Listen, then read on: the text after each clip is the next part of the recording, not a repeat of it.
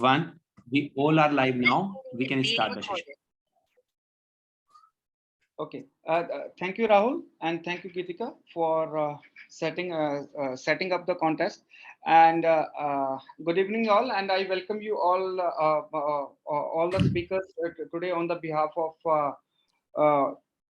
today's conference.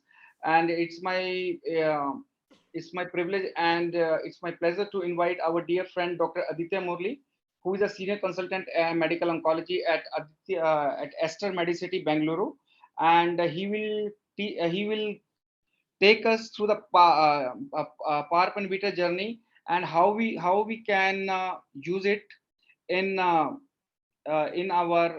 CA breast patient in the adjuvant setting. Dr. Murli, to you, sir, please.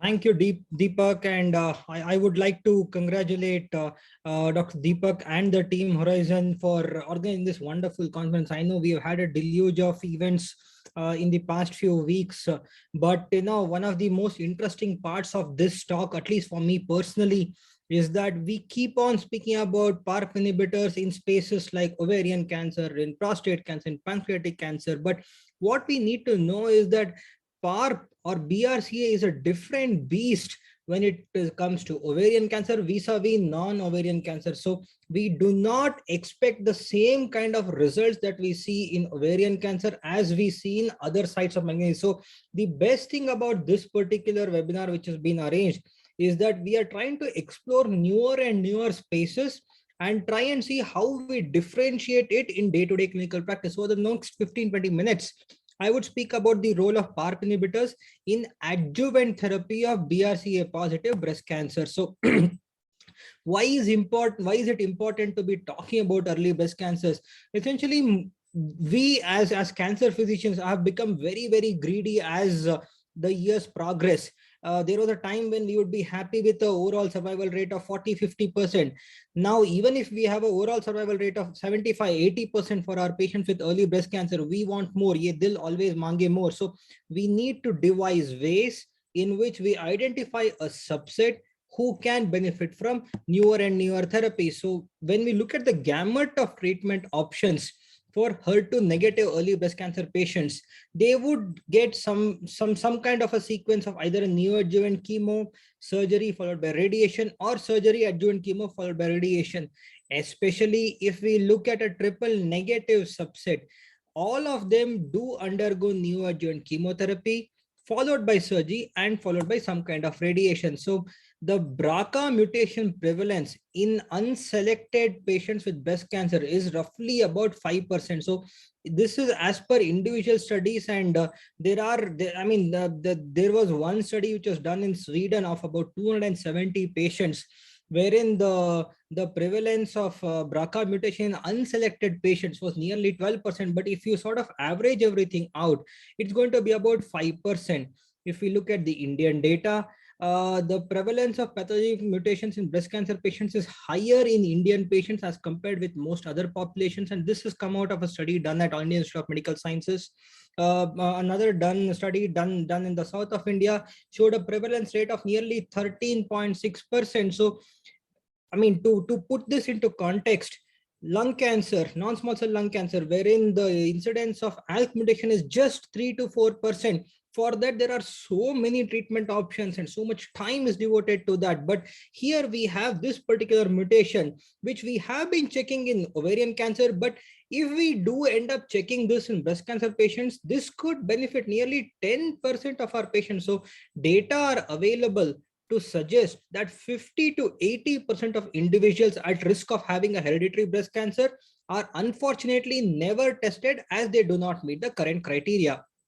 So patients with BRCA mutation early breast cancer have a distinct tumor characteristic as compared to the sporadic population. Patients are diagnosed at a younger age, they have a higher grade, they sometimes present with CNS metastasis. Very frequently, there are more contralateral and ipsilateral diseases, and there is a higher risk of recurrence. In the early breast cancer setting, upfront knowledge of the BRCA status may inform decisions around surgery as well as targeted therapy. So it's not just about trying to screen the patient's relatives and trying to put a family tree. It also makes a difference in the management of the patient directly, either at the stage of surgery or at the adjuvant targeted therapy phase. So what is the NCCN criteria to check for BRCA mutation? So if there's an individual who's been diagnosed with breast cancer who's less than 45 years of age, that's a straightforward indication to test for BRCA mutation. If the patient is less than 50 years but has some family history criteria, or if there is an additional breast cancer primary, then we definitely have to recommend BRCA mutation testing. Patient at any age, if they have any of the following triple personal or family history criteria, if the patient has male breast cancer, if the patient has got triple negative breast cancer, in this subgroup, it is going to be beneficial to check for BRCA mutation testing. And at a personal level, in my own clinical practice, all patients with triple negative breast cancer, irrespective of early stage or advanced stage, they do undergo BRCA mutation testing. So the next part of the talk is going to be about the pivotal phase 3 trial, which looked at the use of PARP inhibitors as an adjuvant treatment for high risk germline BRCA mutant HER2 negative breast cancer. So this was the Olympia trial, which was a phase 3 study of olaparib. The eligibility for this trial was patients should have had some kind of a germline pathogenic BRCA1 or 2 mutation. Patient should be HER2 negative and should have completed local treatment and or equal to more than 6 cycles of neoadjuvant or adjuvant chemotherapy. So there was stratification in terms of whether the patient received neoadjuvant or adjuvant therapy, but the randomization essentially was a 1:1 randomization of nearly 1,800 patients. So which means there were nearly 900 patients in each group. The dose of olaparib was 300 milligrams twice a day, which is the same standard dose which we give in ovarian cancer patients as well. And the duration of therapy was 1 year of therapy. The primary endpoint was invasive disease-free survival, and a key secondary endpoint was overall survival, along with health-related QOL. I think both are important. So the reason why I stress here on health-related QOL is that when we talk about early breast cancer patients who are on prolonged adjuvant therapy, you need to know that a vast majority of them are going to be doing well, even if we don't do anything. So if we want to do any intervention in this subset of patients, we need to ensure that we do not harm their quality of life. So all prolonged adjuvant therapy should also look at from the lens of health-related quality of life indices. So this was a unique trial in terms of the fact that it was a multiple testing procedure which was adopted. First, the analysis which was done was the invasive disease-free survival, and overall survival analysis would only be done if IDFS was going to be significant.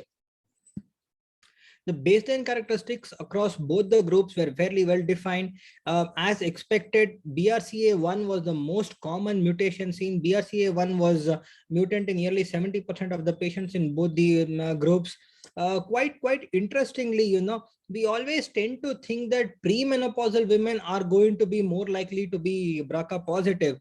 But if you look at this study, the number of postmenopausal patients comprise nearly 40% of the study population, both in the experimental arm as well as the control arm. So that was one thing which was very significant here. A majority of the patients had high-grade tumors, and they went through the whole gamut of stages. So starting from stage 1 to stage 3C, we had patients in this trial. So olaparib reduced the risk of invasive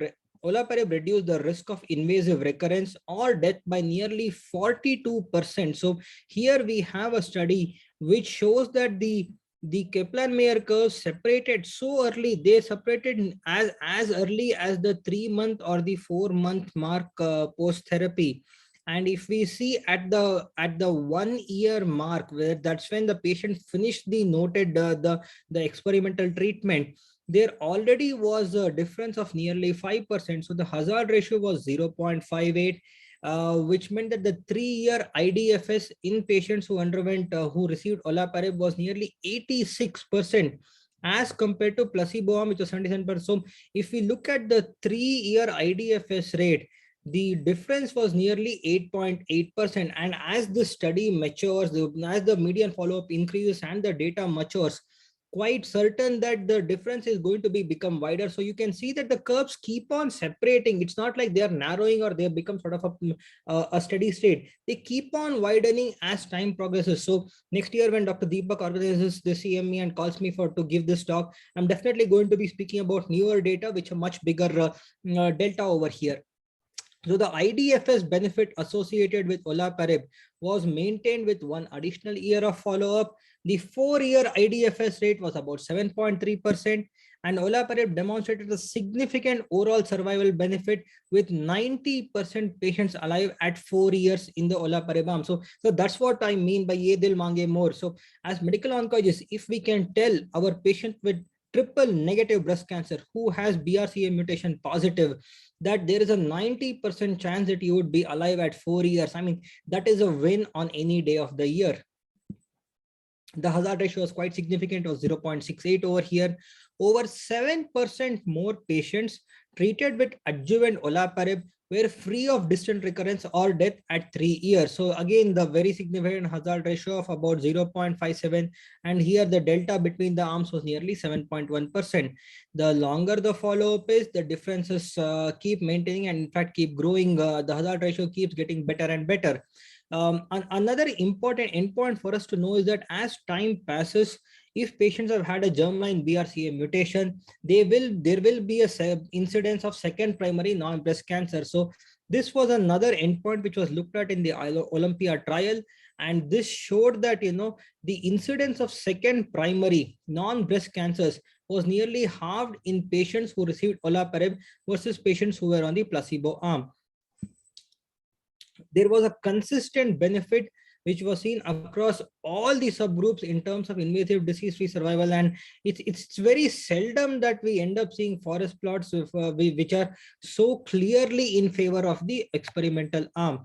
Across all the known subgroups, there was a benefit, be it BRCA1 mutation, BRCA2 mutation. Whatever we look at it, olaparib did make a significant difference in terms of invasive disease-free survival, as well as in terms of overall survival. So more than 70% of the patients completed treatment according to the protocol without the need for a dose reduction. So whenever we want to put any intervention in the adjuvant space, the first question which comes to the mind of the patient is, doc, you're asking me to take this medicine for such a long time. Is it going to make a difference for me? What are the chances that I'm going to complete the whole therapy? So more than 70% of the patients on this trial could complete the therapy. Only about 10% of patients discontinued treatment due to some kind of adverse event. And unfortunately, the most common adverse event that led to discontinuation was nausea in 2% of the patients and anemia in about 1.8% of the patients. And we know that from the use of olaparib in the ovarian cancer setting, anemia is a problem which our patients have to frequently deal with. And I think by now we would have learned how to deal with anemia as a side effect of PARP inhibitors. So most of the adverse events were essentially quite mild, and it did not make too much of a difference. They were consistent across other trials of olaparib. So anemia was the only grade 3 adverse event occurring in more than 5% of the patients. Blood transfusions were not very frequently required. Majority of the patients required only one blood transfusion during their whole 1 year of adjuvant therapy. So the Olympia trial concluded that this was the first to report clinical benefits of PARP inhibitor as an adjuvant treatment in patients with germline BRCA mutation. Adjuvant olaparib resulted in patients living longer with a 32% reduction in risk of death. 3.4% more patients treated with olaparib were alive at 4 years versus placebo. The test for germline BRCA at diagnosis to inform treatment decisions and maximize long-term outcomes is strongly recommended. The last part of my talk is going to be about the health related quality of life, and this is an important reason to this is the data which we need to tell our patient to convince them that it is well worth taking that 1 extra year of therapy, including the cost factor over here. If you look at it, be it the patient being treated with neoadjuvant chemo or with adjuvant chemotherapy, the health related quality of life did not show any difference between the treatment arm or the control arm. So the rationale for looking at patient reported outcomes was chemotherapy has a substantial acute toxicity with a delayed recovery often lasting nearly 1 to 2 years. If there was an additional adjuvant therapy which could add acute toxicity, there could be a delayed recovery from the primary adjuvant chemo. So the QOL outcomes can inform discussions between physicians and patients regarding the risks and benefits of adjuvant chemotherapy. So separate patient-related outcome analysis were performed at the 6, 12, 18, and 24 months mark, and they were separated depending on the type of chemotherapy used. So not just at the 6-month mark or the 1-year mark when the when the treatment got over. Across nearly 2 years, patient-related outcomes were looked at, and whichever scale was used for measuring the health-related quality of life, there was absolutely no difference in terms of the treatment arm or the experimental arm over here.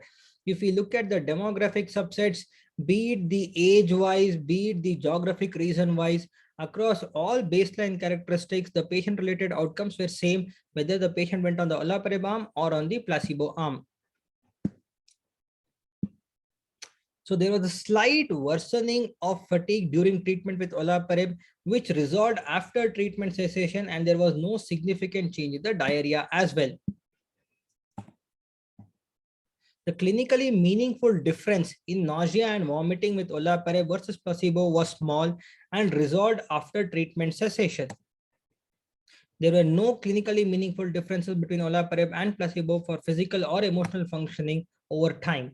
So to summarize my talk, data from Olympia demonstrates that olaparib is well tolerated as an adjuvant treatment for patients with germline BRCA mutation, high risk HER2 negative early breast cancer with minimal impact on patient quality of life as compared to placebo. 1 year of adjuvant olaparib maintained global health rated QOLs versus placebo, and there was a trend to improvement in QOL scores over 24 months after neoadjuvant or adjuvant chemotherapy. So to irrespective of prior treatment, so both in terms of survival benefit and in terms of quality of life, use of adjuvant olaparib for patients who are germline BRCA mutant with HER2 negative early breast cancer is going to be beneficial. The duration of use is going to be 1 year. The dose to be started at is 300 milligrams twice daily.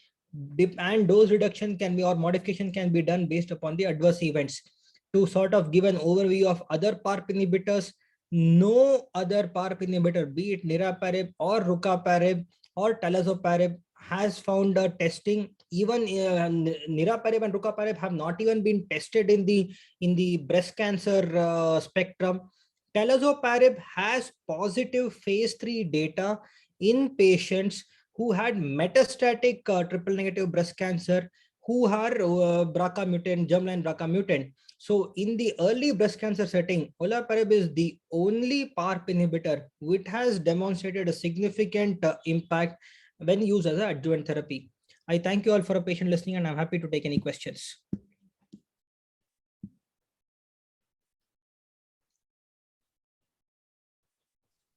Deepak sir, can you unmute yourself? Yes. Thank you so much, Dr. Aditya, for giving us a wonderful talk and giving us an insight of Olympiad trial. So in your practice, so all the young patients with TNBC, you are getting the BRCA mutation done, whether it is germline you are doing or you're doing both somatic as well? No, Dr. Deepak. So it's all going to be only germline. The data to check for somatic BRCA in breast cancer patients is not yet there. All BRCA testing, when we talk about breast cancer, has got to be germline testing only, because even in terms of trying to look at adjuvant therapy for as PARP inhibitors or whatever it is, that also the approval is based only on germline mutation status and not on the somatic mutation status. Not only somatic station. Okay. So in your experience, it is well tolerated, because I don't have much experience on this PARP inhibitor, because in Delhi we had a 1 or 2 patient. Now in Tri-City I have not started yet. So what is your experience on this PARP inhibitor? So clinically there are 2 main PARP inhibitors which have been in use, olaparib and rucaparib. The biggest problem with olaparib is going to be anemia, and because majority of my patients who are on olaparib are patients with ovarian cancer. They've already received a lot of chemotherapy before, and their bone marrow reserve is also not too great.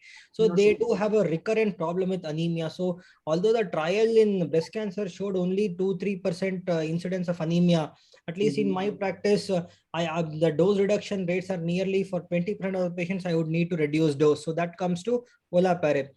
Coming to rucaparib, I think one unique toxicity of rucaparib is going to be renal dysfunction, which we need to keep our eyes out on. But we have learned to use rucaparib in terms of dose modification. I almost never start at 600 milligrams twice daily.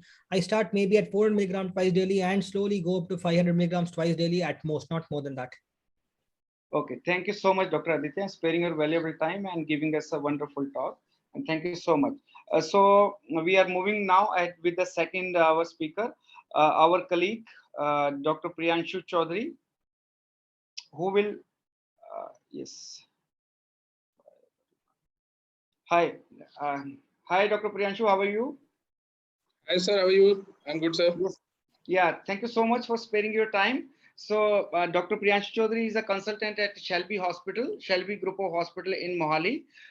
So I think he has joined last year into the Shelby Hospital, and so being from the same city, so I welcome Dr. Priyanshu Chaudhary, and he will give us a talk on the how to optimize the HER2 positive therapy. We know that now in the last couple of years that we are earlier not only the trastuzumab, so there is a lot of another lot of new HER2 targeted therapies which has come up. So over to you, Dr. Chaudhary. Priyanshu, please. Thank you, sir. Thank you for the invitation and giving me this opportunity. And if you would let me to share my screen. Yeah, so are my slides visible? Yes, yes, very much. Put it in the slideshow. Yeah, are they moving? Yes, yes, they're moving. Okay, perfect. So very good evening to everybody. And today we'll be discussing about the fixed dose combination of pertuzumab and trastuzumab, which is the newest kid in the town, I would say. So we'll be discussing transforming the journey for your HER2 positive breast cancer patients. So these are the disclaimers by Roche, which has provided me with the data. And so coming to what data which we have till now regarding pertuzumab and trastuzumab. So Perjeta and Herceptin has transformed the treatment landscape and is a standard of care for patients with HER2 positive breast cancer. We all know the data till now in the neoadjuvant setting, early breast cancer at high risk of recurrence, Neosphere trial, Trifina. Both of these trials increased the PATH-CR with the addition of pertuzumab to trastuzumab. Trifina, it increased more. The PATH-CR was more than 60%. Similarly, in the adjuvant setting, the Affinity trial showed in node-positive early breast cancer patient addition of pertuzumab to trastuzumab reduce the risk of recurrence or death by 28% compared to trastuzumab plus chemotherapy alone. And then there was a landmark Cleopatra trial in the metastatic first-line breast cancer who were HER2 positive, and which showed a median PFS of 18.5 months and a median OS of 56.5 months, which was never heard of at that time. So we all know that pertuzumab plus trastuzumab, that is Perjeta, Herceptin plus chemotherapy, is approved and recognized by international guidelines as a standard of care for patients with HER2 positive breast cancer. So this is how we proceed in a newly diagnosed HER2 positive early breast cancer patient. If it is node positive or more than 2 centimeters, we have decided for neoadjuvant therapy. Then a combination of pertuzumab, trastuzumab plus chemotherapy for 4 to 6 cycles is the standard. And if a PATH-CR is obtained, and then the same is the combination of pertuzumab plus trastuzumab is continued to complete 18 cycles. And if there is a residual invasive disease, then TDM1 for 14 cycles is the standard of care. For early breast cancer, if you go for upfront surgery, and in node positive patient, you can go with paclitaxel and trastuzumab. While in node positive, we have seen with Affinity data that pertuzumab extends the DFS. So the IV infusion of pertuzumab and trastuzumab is well established, but can present challenges to patient and healthcare system. So what are these challenges? There's a long infusion and observation time, congestion at clinics and hospital. We know that pertuzumab is infused over 30 to 60 minutes, followed by observation for 30 to 60 minutes. And then trastuzumab takes another 30 to 90 minutes, observation for 2 to 6 hours. Similarly, there's a challenge of improving resource utilization. IV preparation time is also longer compared to the subcutaneous and requires more associated resources. Then there is the issue of indwelling catheter. We all know that indwelling venous access can have increased risk of infection, thrombosis, and discomfort. Most of our breast cancer patients have indwelling chemoport insertion. Then we have a challenge of venous access in some patients who have, especially in patients who have like MRM, so you cannot use one arm for IV access, and some patient might have poor venous access due to their body build. So Phesgo is the first formulation in oncology to combine two monoclonal antibodies, pertuzumab and trastuzumab, in one vial for subcutaneous injection. So this Phesgo contains the same antibodies as approved for IV pertuzumab and trastuzumab, but has a different route of administration. It is formulated with a recombinant human hyaluronidase, that is rHuPH20, to allow subcutaneous administration of higher drug volumes with a 15 ml loading dose and 10 ml maintenance dose. And it is a ready-to-use fixed dose formulation administered by a subcutaneous injection in the thigh over approximately 5 to 8 minutes. So what is the mechanism of action? Pertuzumab and trastuzumab fixed dose combination for subcutaneous use combines both these individual drugs, pertuzumab and trastuzumab, which are two monoclonal antibodies, with recombinant human hyaluronidase. So pertuzumab is designed to work with trastuzumab for a dual HER2 blockade. We all know that addition of pertuzumab, it targets a different subdomain on the HER2 receptor than trastuzumab, and it blocks dimerization with HER1 and HER3 receptors to provide a dual blockade of HER2-driven signaling pathways. While the hyaluronidase is an endoglycosidase enzyme used to increase dispersion and absorption of co-administered drugs when administered subcutaneously, it allows the subcutaneous delivery of larger volumes of drugs by increasing the permeability of subcutaneous tissue by depolymerizing hyaluronidase, which is based on preclinical studies. The effect of hyaluronidase are reversible, and the permeability of the subcutaneous tissue is restored within 24 to 48 hours. So this is a pictorial representation of this mechanism of action. The subcutaneous layer contains a matrix of hyaluronan fibers and collagen fibers, which limit the subcutaneous administration of volumes to less than 1 ml.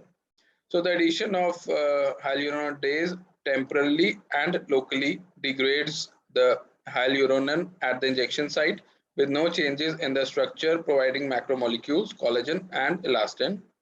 So the degradation of hyaluronan results in a temporary increase in the local subcutaneous dispersion area, enabling large volumes of fluid to be administered.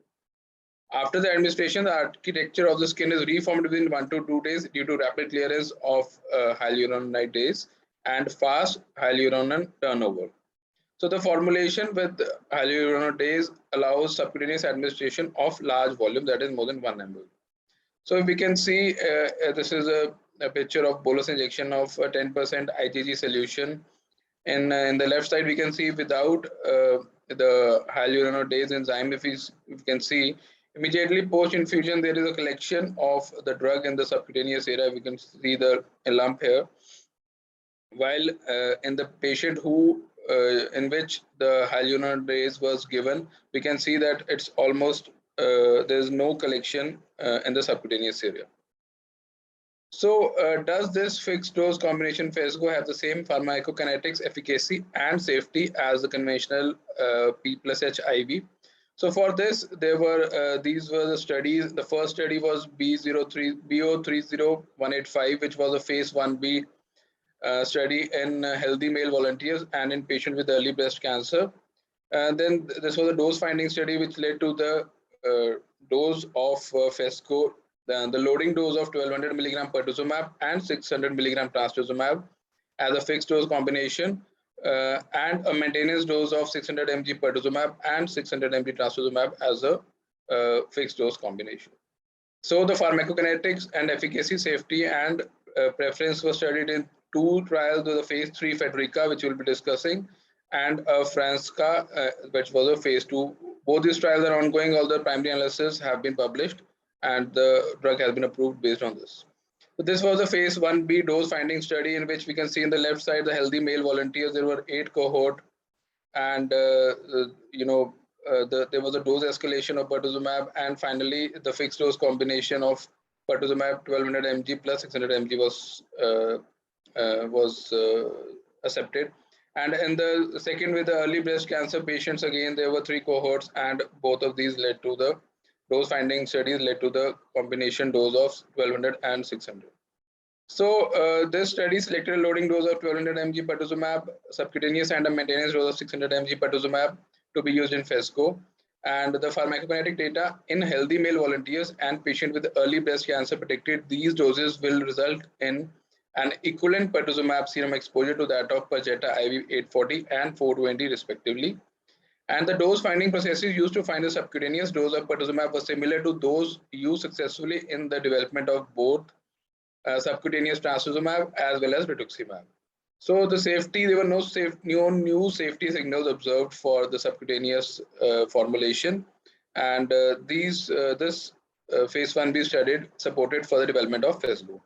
So then came the phase 3 non-inferiority study assessing the pharmacokinetic efficacy and safety of FESGO compared to the conventional P plus H IV, in which again HER2 positive breast cancer patient with primary tumor more than 2 centimeter or node positive, that is stage 2 to stage 3C, were randomized 1:1 to 2 arms, in which again the investigator choice of chemotherapy was used, dose dense AC or a 3-weekly AC, and which was again followed by paclitaxel or docetaxel in one arm, and in the arm B, along with the conventional P plus H IV preparation, and then in the arm B, along with the same chemotherapy backbone, FESGO was used. It was followed by surgery, and again the maintenance of P plus H IV or a FESGO for 42 weeks, followed by follow-up.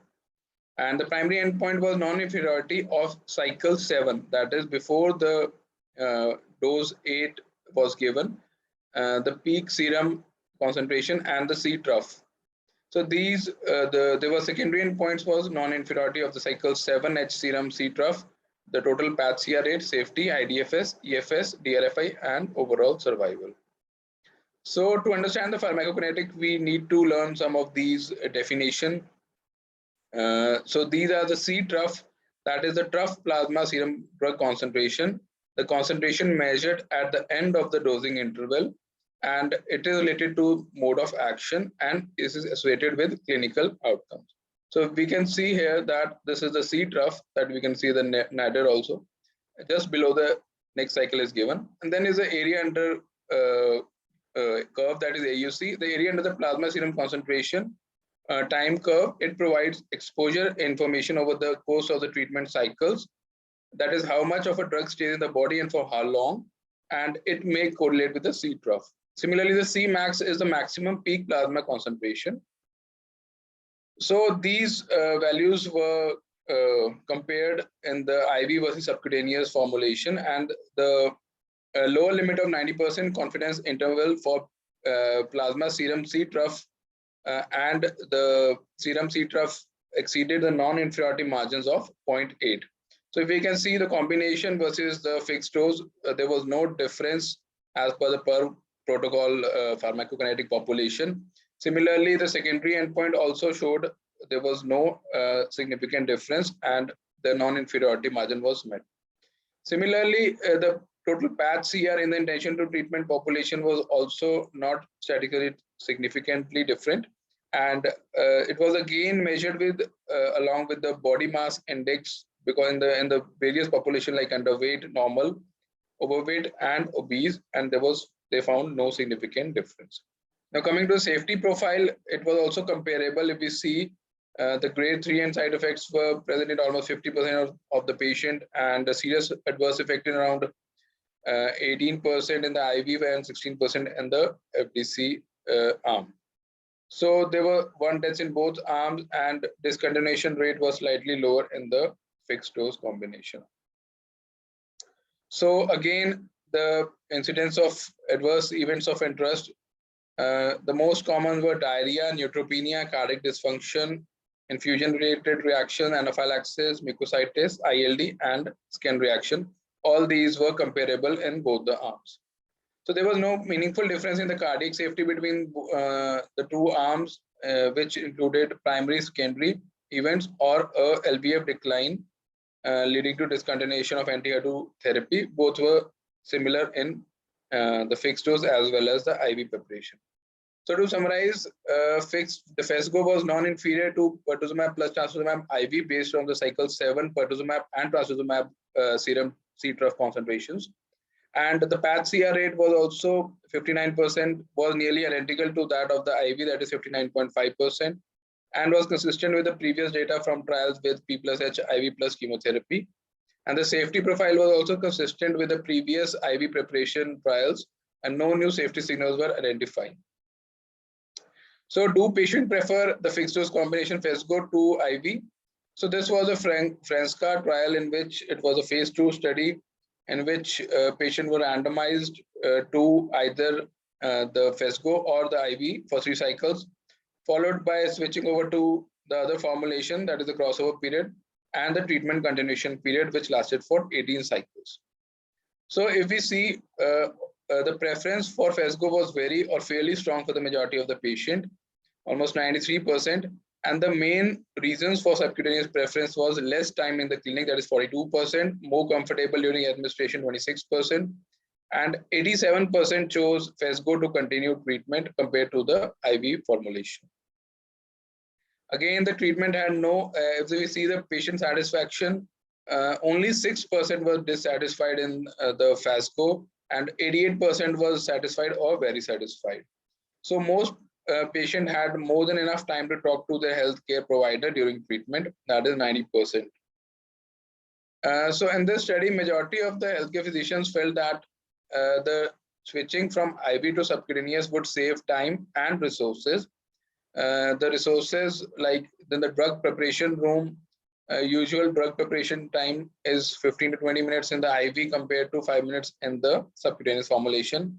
Similarly, in the treatment room, the administration requires 130 to 300 minutes in the IV preparation, while only 30 to 50 minutes in the subcutaneous, and the actual treatment time would be 60 to 150 minutes in the IV versus 7 to 8 minutes in the subcutaneous formulation. So coming to the adverse events rates before and switching after were also similar, but there were no new safety signals. Although the injection site reactions were more common with the FESGO arm, but otherwise all the other side effects were either less or comparable compared to the IV preparation. So coming to the main reason for FESGO preference were less time in clinic, more comfortable during administration. The patient satisfaction was more, they were very satisfied or satisfied. The healthcare providers were impressed with the time and resource management with this drug, and there were no new safety signals, so it was generally well tolerated with a safety profile in line with the previous studies of P plus H IV, and there were no new safety signals observed, including when switching from IV to subcutaneous and vice versa. And these safety results support those seen in the FESGO and the Federica study. So what are the practical considerations for using FESGO in the real world? If we see administration guidelines are very important. There have been various training exercises by Roche also. So it is usually given in the thigh, and the patient is asked to sit back in a reclining chair, and then it is never administered in the abdomen, and do not split the dose between 2 syringes or between 2 sites of administration. The whole dose should be administered in a single injection at a single site, even in very slim patients. So each new injection should be given at least 1 inch from the previous site, and choose an area of skin which is not red, bruised, tattooed, tender, or hard, and record the use site in the patient's note for next cycle. So for administration, usually it's a subcutaneous standard administration with a 30-degree angle is taken, and injection is given, and then you have to observe the patient. The loading dose is given for 8 minutes and observation is for 30 minutes, while the maintenance dose is given for 5 minutes and observation is 15 minutes. So depending upon the hospital outpatient setting, the doses can be administered on a dedicated date and a dedicated site can be given for the administration of this drug. If the drug is administered in the chemotherapy daycare unit, the privacy should be maintained, and a blanket on the top of patient lower abdomen and pelvis will make them feel less exposed. To ensure patient comfort during administration, a bed or reclining chair is preferred, and nurses should have a comfortable chair and a removable drug table to ensure quality and safety of administration. So what could FESGO mean for patient and healthcare providers? We can see that it provides benefits in cost, time, and reduction of patient and as well as SCP burden. There's a shorter administration time, 5 to 8 minutes, and observation of 15 to 30 minutes of FESGO. It reduces the burden on patient, caregivers, and providers. FESGO is a less invasive administration, single subcutaneous injection versus 2 separate IV infusions, freeing patient from the burden of IV-related pain, bruising, and irritation. The fixed dose formulation may help reduce the risk of dosing error, reduce drug wastage, and increase availability of nursing and pharmacy staff for other tasks. The reduced time required for drug preparation and administration with FESGO versus IV has the potential to relieve strain on the infusion centers, especially in the government setup, I would say. No new safety signals have been observed when switching from IV to FESGO and vice versa. So to summarize, FESGO is the first formulation in oncology to combine 2 monoclonal antibodies, pertuzumab and trastuzumab, in one vial for subcutaneous injection. And it offers a faster and less invasive method of administration compared with the P plus H IV. FESGO had cycle 7 P and H serum trough concentration and incidence of adverse event comparable to those seen with P plus H IV, even when switching formulations. Total PATH-CR rates were almost identical between FESGO and P plus H IV in the intention to treat population, and they were not impacted by the body mass index. The majority of the patient preferred FESGO versus the IV formulation, regardless of sequencing, and felt that FESGO had no impact on the patient HCP peaking time. Majority of the healthcare providers thought that switching from IV infusion to subcutaneous injection would save time and resources during preparation and treatment. So FESGO is now FDA and EMA approved for the same indication as P plus H IV, that is HER2 positive early breast cancer and metastatic breast cancer with or without concomitant IV chemotherapy. So thank you very much for giving me this opportunity. Okay, thank you so much, Dr. Priyanshu, for giving a fantastic talk and eye-opening talk on FESGO. But my concern is, I just wanted to ask that how comfortable you are with the 8 to 10% of interstitial lung disease with FESGO, and and you know, our population is, you know, much more heterogeneous as we compare to the Western people. So don't you think that body mass index will play a role into that? So I would say that, frankly speaking, I have not used it as of now, but number one. Number two is that probably if the drug had come before, the COVID era, I would have used it more in the COVID era. But, you know, for me, for my patient profile, I mean, not many patients would be troubled with having a 3-hour infusion or so. So, Yes, So, and second thing is probably during the COVID era, I would have preferred with a OPD basis, you know, less exposure to the hospital. And some patient, I do offer patients, but most of the patient prefer the conventional IV because, you know, some patients say they don't get the feeling of drug until they get IV. So yeah, the side effect profile, I think so. We need more of Indian data for, you know, for the body mass index studies and as well as the risk of ILD. Risk of ILD. Okay. Thank you, Dr. Priyanshu. And I think the time will come where we'll be, I mean, majority of the treatment will be done on the OPD basis only. So our next speaker is our friend and our colleague, Dr. Ankur Punia, and who is an assistant professor in Mahatma Gandhi Medical College in Jaipur. And Dr. Ankur will be talking about the role of multidisciplinary team. As we know that oncology is only about, oncology is always about MDT as well as doing the tumor board. So what is the role of multidisciplinary team in breast cancer and managing HER2 positive early breast cancer and locally advanced breast cancer in 2022? Please, Ankur, to you. Please go ahead. Yeah, thank you. Thank you, Dr. Deepak, for providing me this opportunity. So today I've been given the task of doing a panel discussion on two topics, basically multidisciplinary team in breast cancer and managing HER2 positive early or locally advanced breast cancer. So for my panelist, I would like to invite Dr. Divesh Goyal, who's a senior consultant medical oncology, Fortis Hospital, Jaipur. Is he here? Okay. Divesh sir will join soon. Dr. Nikhil Vaid, associate consultant radiation oncology, Artemis Hospital. Oh, good evening, everybody. Yeah. Yes. Dr. Aditi Mittal, Assistant Professor, Department of Medical Oncology, SMS Medical College, Jaipur. Dr. Jagdeep Singh, Medical Oncologist, American Oncology Institute, Ludhiana. Yes, sir. And Dr. Hello, Kanika Dr. Sharma, Deepak. Associate Consultant, Medical Oncology, Max Hospital, Mohali. Are all the panelists here? Yeah, majority of them are there. So please.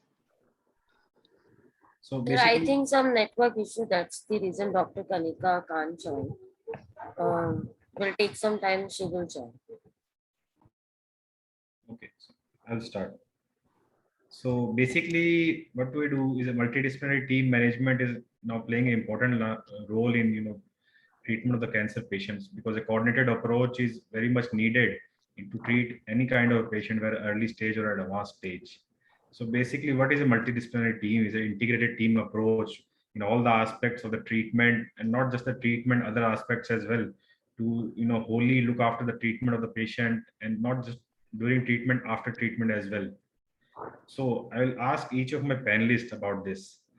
I'll start with Dr. Jagdeep Singh regarding whether their institute have tumor board meetings, and if possible, you can answer all these questions Yes, regarding yes. the Hi, status Dr. of the Ankur. multidisciplinary team in your hospital. Yes. We do have MDT team, and we do have regular tumor board meetings, and we discuss always the cases there.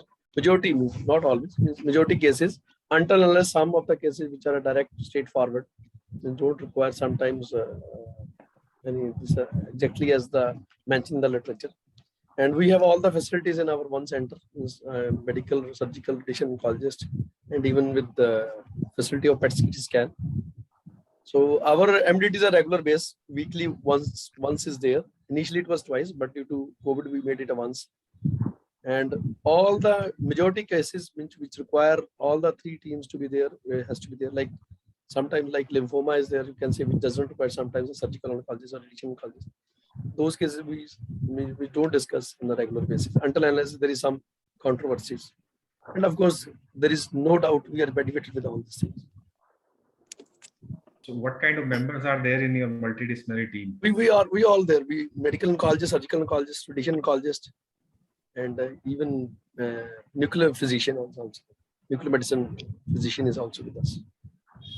Whether any from the pathology is a routine part? No, pathologist is not there, but we have a regular oncopathology meet. We go there, and means all we medical, surgical, and radiation oncologists, we do sit together, and whatever means doubts or sometimes there are usually so many queries to be asked. Sometimes we are not satisfied with our report. Sometimes we have some our own, you can say, image going on, not fitting to the drug history or imaging. So oncopathology is also a regular meet.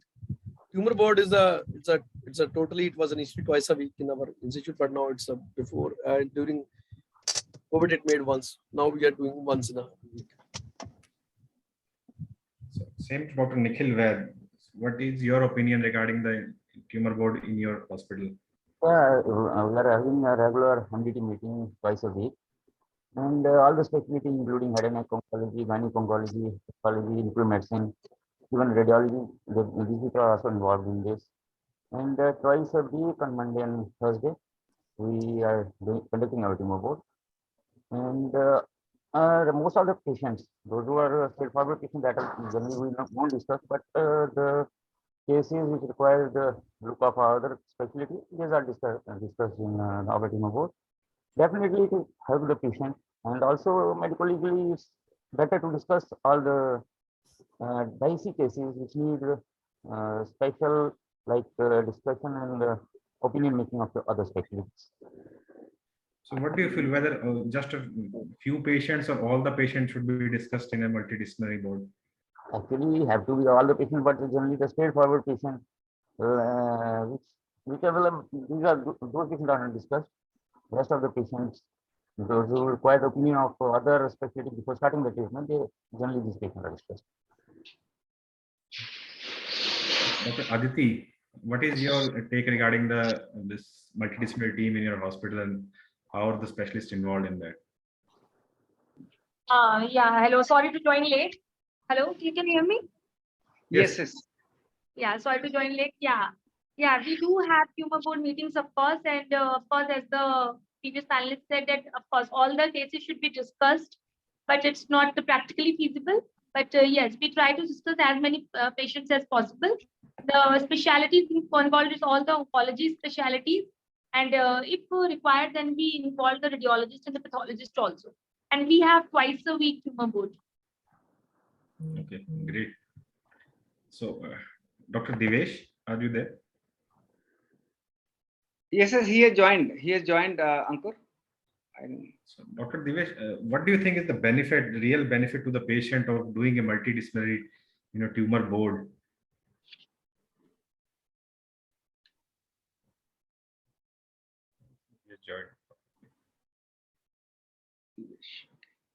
No problem. We'll go to the next one. So basically, what's recommended is what are the members can be there in the multidisciplinary team. Ideally, there should be a surgeon, medical person, radiation person, pathology, and radiology. Just not these, but other people also should be there. Ideally, like the people who looks after supportive or palliative care, oncology, nursing staff should be included because they have a lot of aspects regarding the patient care which needs to be taken into consideration, especially for the patients with the advanced age or advanced cancer patients. And other associate department can be considered based on a case-to-case basis, like a genetic counselor or physiotherapist, psychologist, any other surgeon or a social worker. So Dr. Divesh, well, you have joined? Yes, sir. Dr. Divesh is there.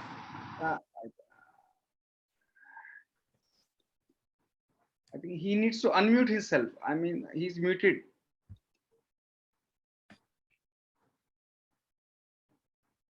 Divesh, sir, can you? Yeah, Dr. Divesh, what's your opinion regarding what kind of members should be there in MDT team? Dr. Ankur, actually in my hospital, the MDT is still not there because I am single specialty med and surgical oncology. Still there is not a radiation oncology. But I think as you mentioned in this slide, I think all members should be part of this MDT.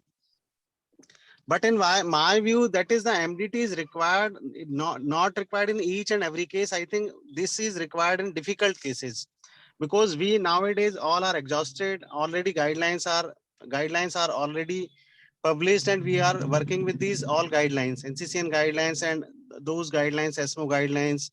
And I think our Indian guidelines also, we also acclimatized. But I think in MDT, there is a very load of these patients of oncology patients in MDT boards, tumor boards. So I think in my opinion, I think very few and selected cases where there is a straightforward opinion is not possible.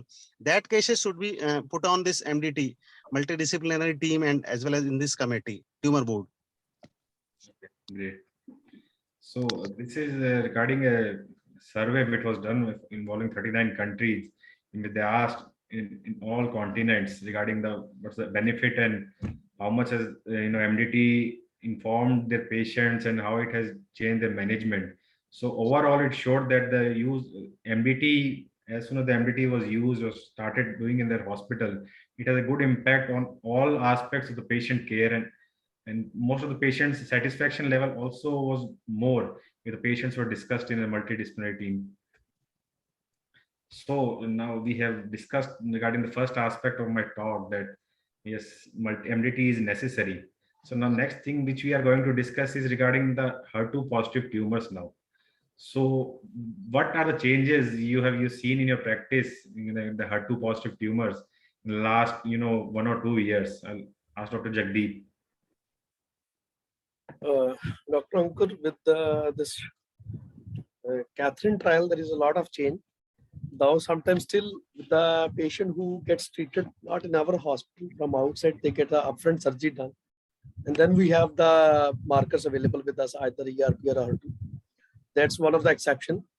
But patient who in our hospital with our team, and if it is HER2 positive, we are incorporating this anti-HER2 therapy as a new adjuvant in the patient who are having HER2 positive, and clinically it's more than T1. So even with T1, you can see more than 1 centimeter, we are incorporating for the early breast cancer, as per the data of the Catherine trial. Yeah, that's true. So last, Dr. Nikhil, what do you think anything has changed regarding the role of radiation, particularly in the last 1 or 2 years in breast cancer patients?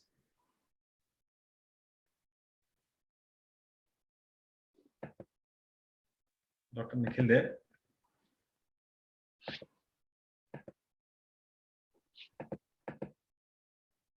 No, sir. I think some network issue. Aditi ma'am is there. I'll start with we go further. So basically now with the advent of so many therapies, the treatment evolution of HER2 in all of the breast cancer subtypes have been the most evolved, and many new drugs are getting approved and new things are coming up much faster in the HER2 arena. They start with the trastuzumab, then pertuzumab, neratinib, trastuzumab pertuzumab combination, TDM1, and now maybe the newer trastuzumab deruxtecan, which might overtake most of these drugs, which are very good data in the advanced stage. So let's start with the case discussion. A simple case: 35-year-old premenopausal lady, homemaker by profession, presented with a breast lump or a small axillary lump, no significant history, family history, no comorbidities. Clinically, it's a 3 centimeter T2 lesion and a single node T2N1 lesion, and a mammography shows the same thing, that a 4 centimeter spiculated mass is there, myriads 4. Biopsy done shows a IDC high grade, IHC done shows a hormone negative, or 2 new 3+ by IHC. All the blood parameters, everything else is normal. So any other workup would you advise for these patients? Dr. Aditi? There is no family history, I suppose? No family history. Okay. Okay. And metastatic workup is done? Only a mammogram has been done. Okay. And so I would like to have a metastatic workup, of course. So if the patient can afford, I would go for ultrasound abdomen, chest X-ray, or the CT would be better. So would you prefer an ultrasound or a CT scan? So yeah, so it's a HER2 disease. I generally go for CT scan. I would like to have a CT scan. Yeah. Because we do miss some lesions in on X-ray and ultrasound. So I will like to have a CECT chest abdomen. Okay, yeah, I totally agree with you. If the patient is a T2N1, a HER2 positive disease, you have to do ideally CT scan should be done of chest or abdomen to rule out any metastasis. So now we got the CT and the patient has a localized disease only. There is only a breast lump and an axillary node. So now what will you do next?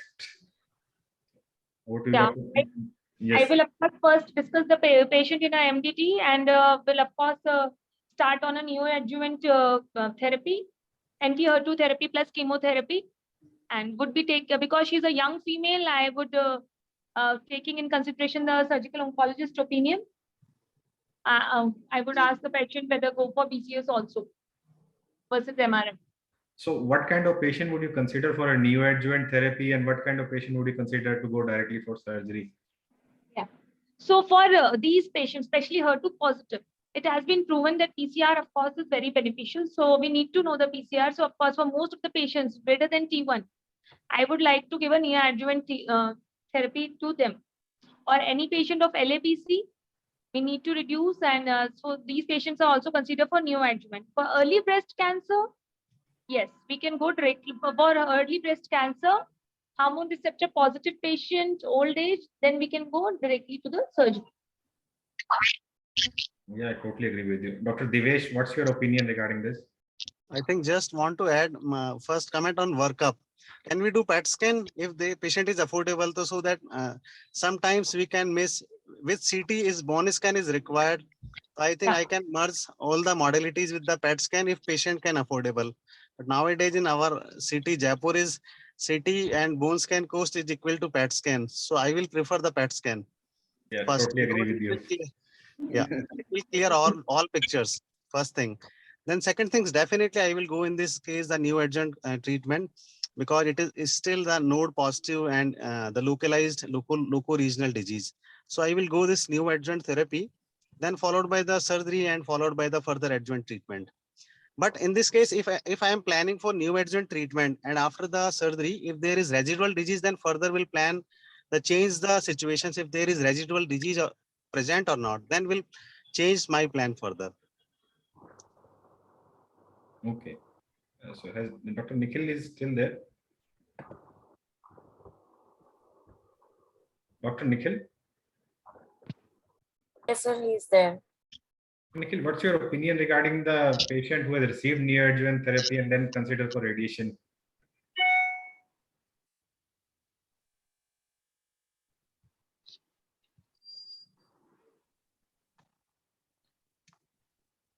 I think it's not able to join.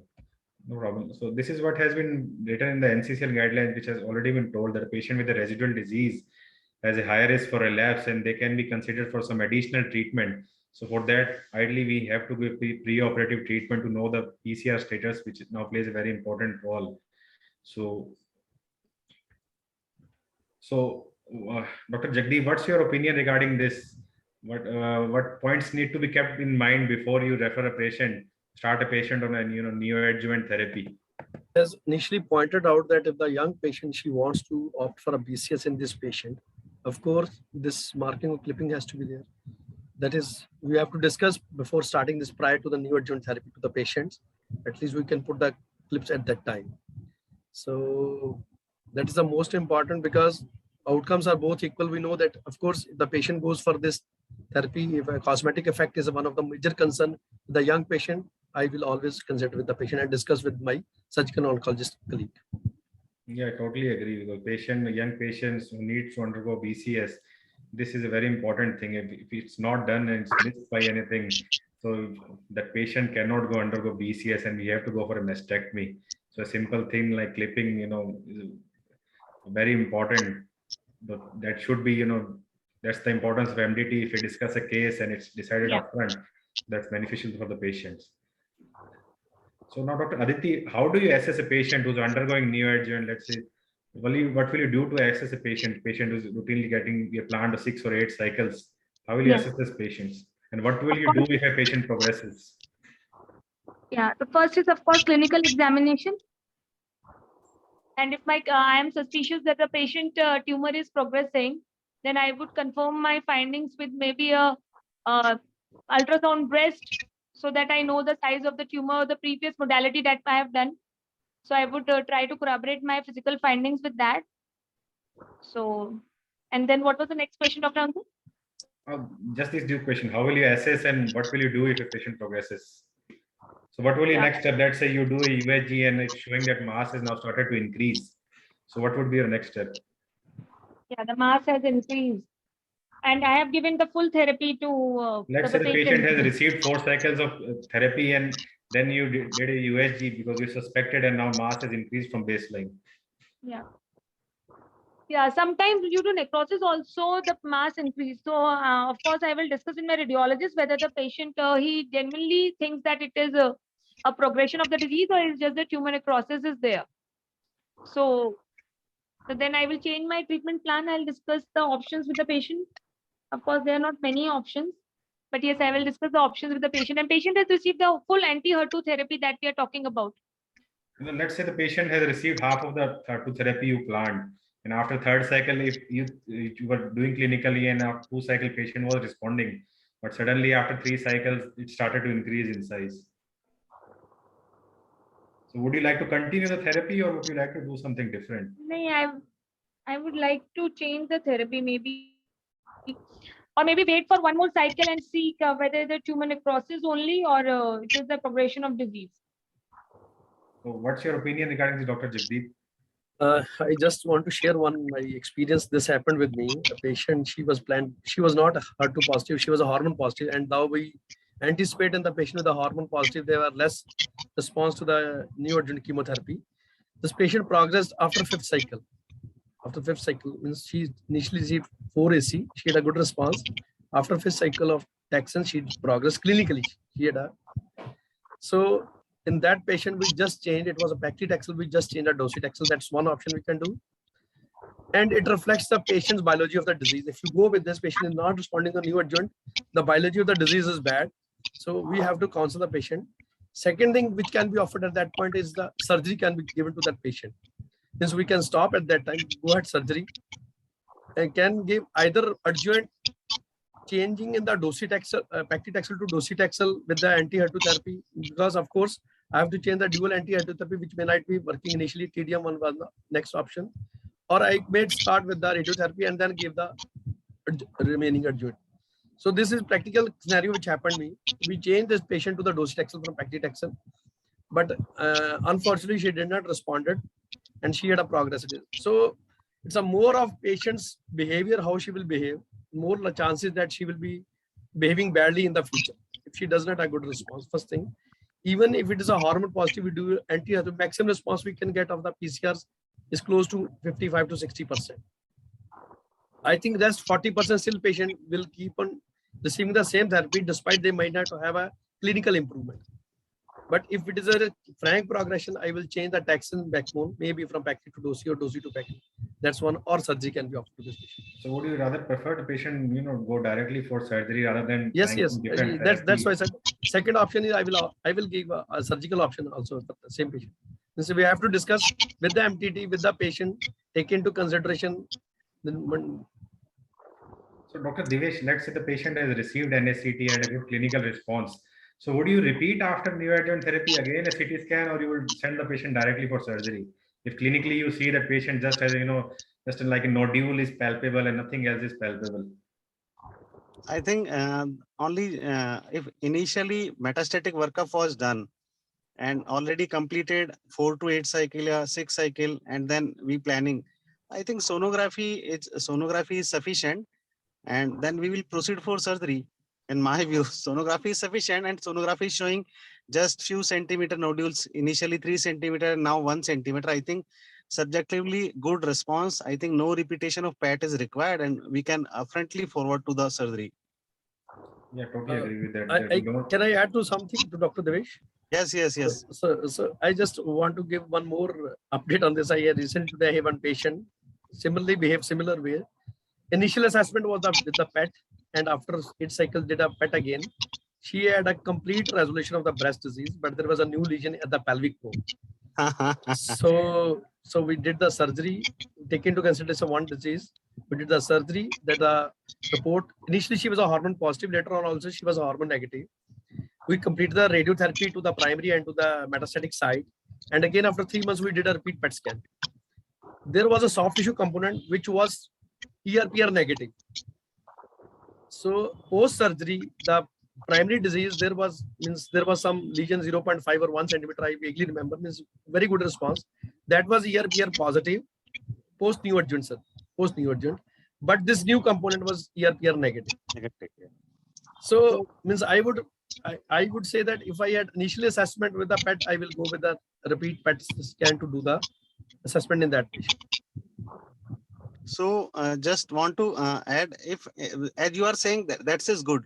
Suppose if this patient is progressed, so we should require the repeat biopsy to know whether the tumor biology have changed, so that this patient was not responding. This could be valid point, very valid point, that we have to think at any point of progression. You might think, but sometimes with the initial neoadjuvant patient receiving the therapy may not be comfortable going for repeat biopsy. It's a very challenging thing at that point.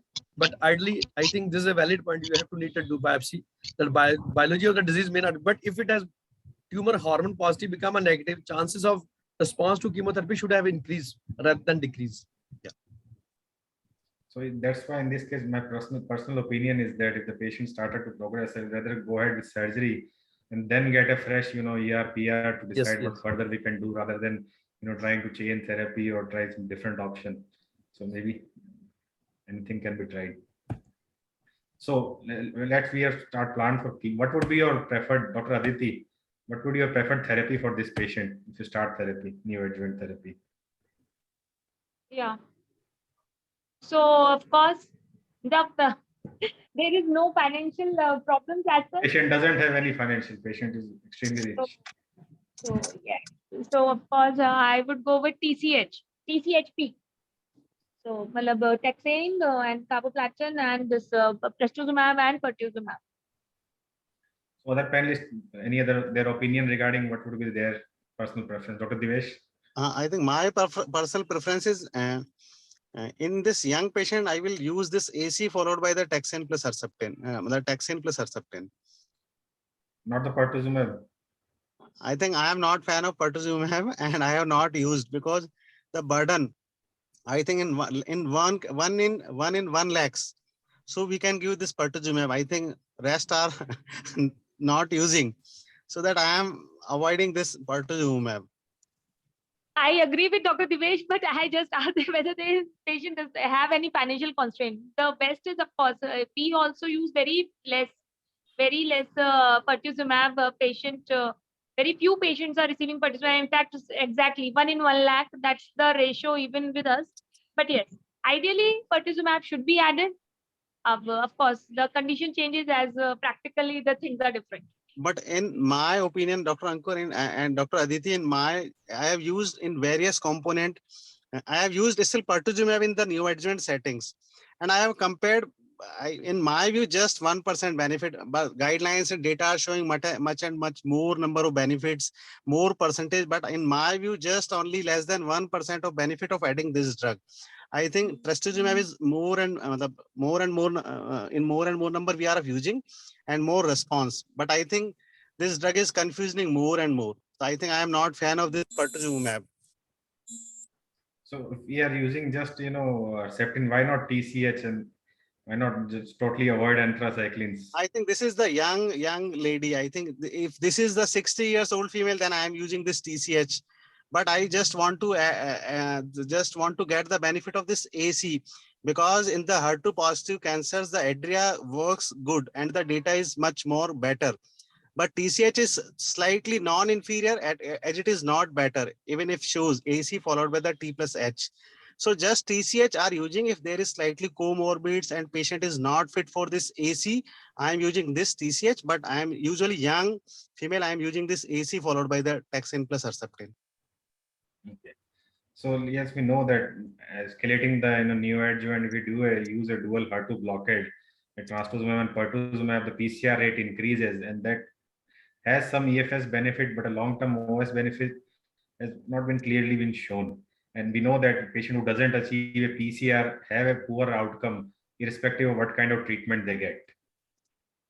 So let's say this patient was received 6 cycles of TCHP and lump was clinically reduced and he underwent a BCS and a ALND.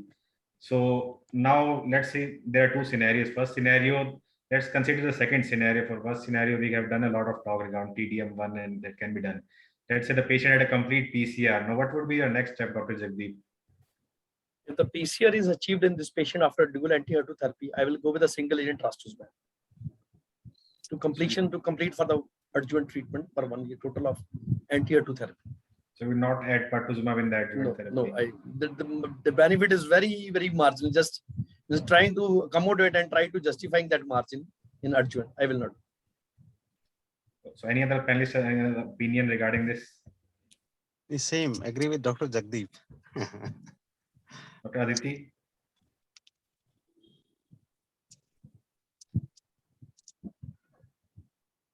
So let's say, okay, if patient has a residual some disease, we have planned for TDM1. So what's your opinion regarding the TDM1, Dr. Divesh? When would you start and would you give to each patient with a residual, doesn't achieve a PCR? I think recently Catherine data is showing this. We can add if there is residual disease and not achieving complete pathological response.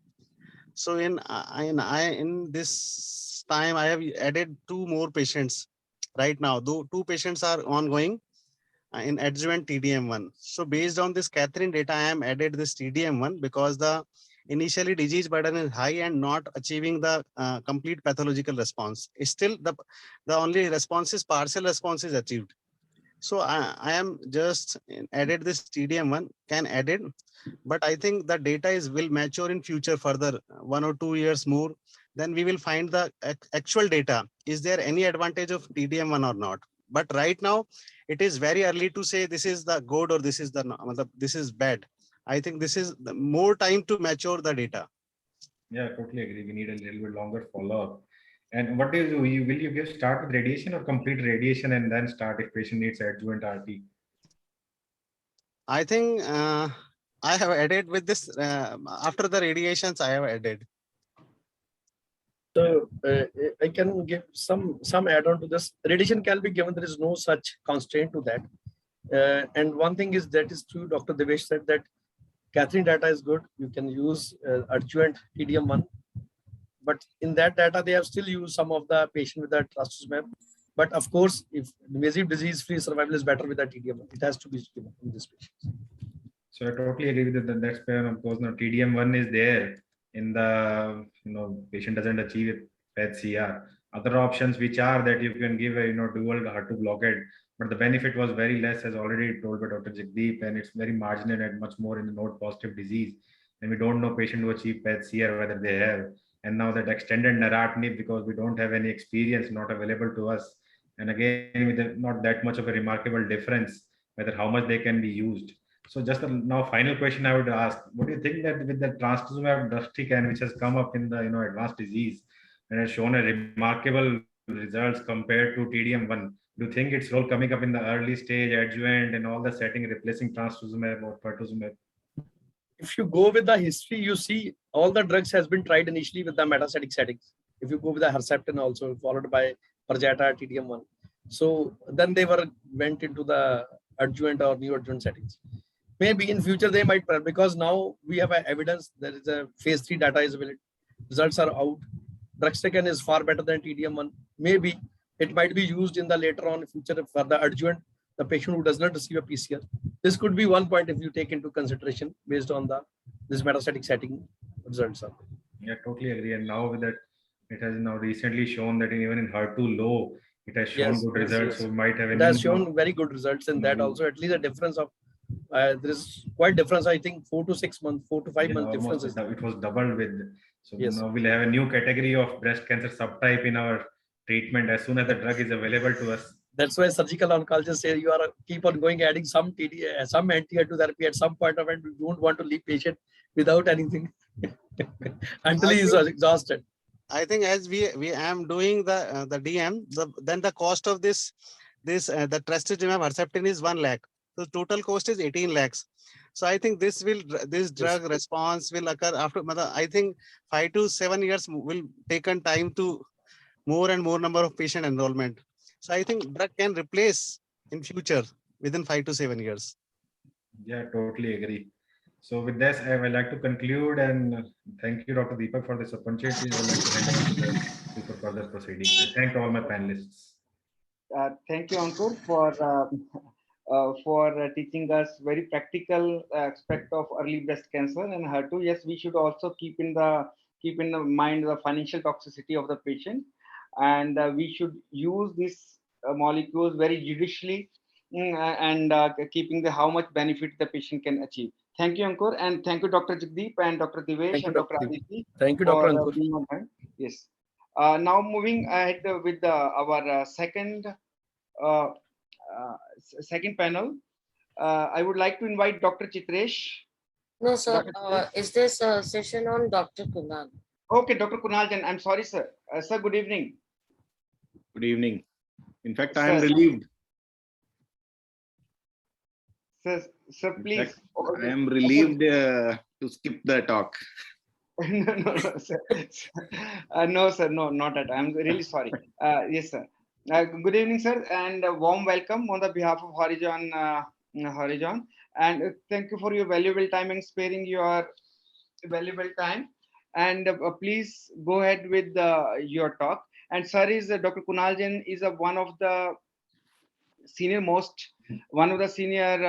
medical oncologists in Ludhiana, and now currently he is working in the department of medical oncology as an assistant professor in the Anand Medical College and American Oncology. Dr. Kunal, to hand over to you, sir. Please. Thank you very much, Dr. Deepak. Thanks for the invite and good evening to everyone. Am I allowed to share my screen? Yes. Thank you. So,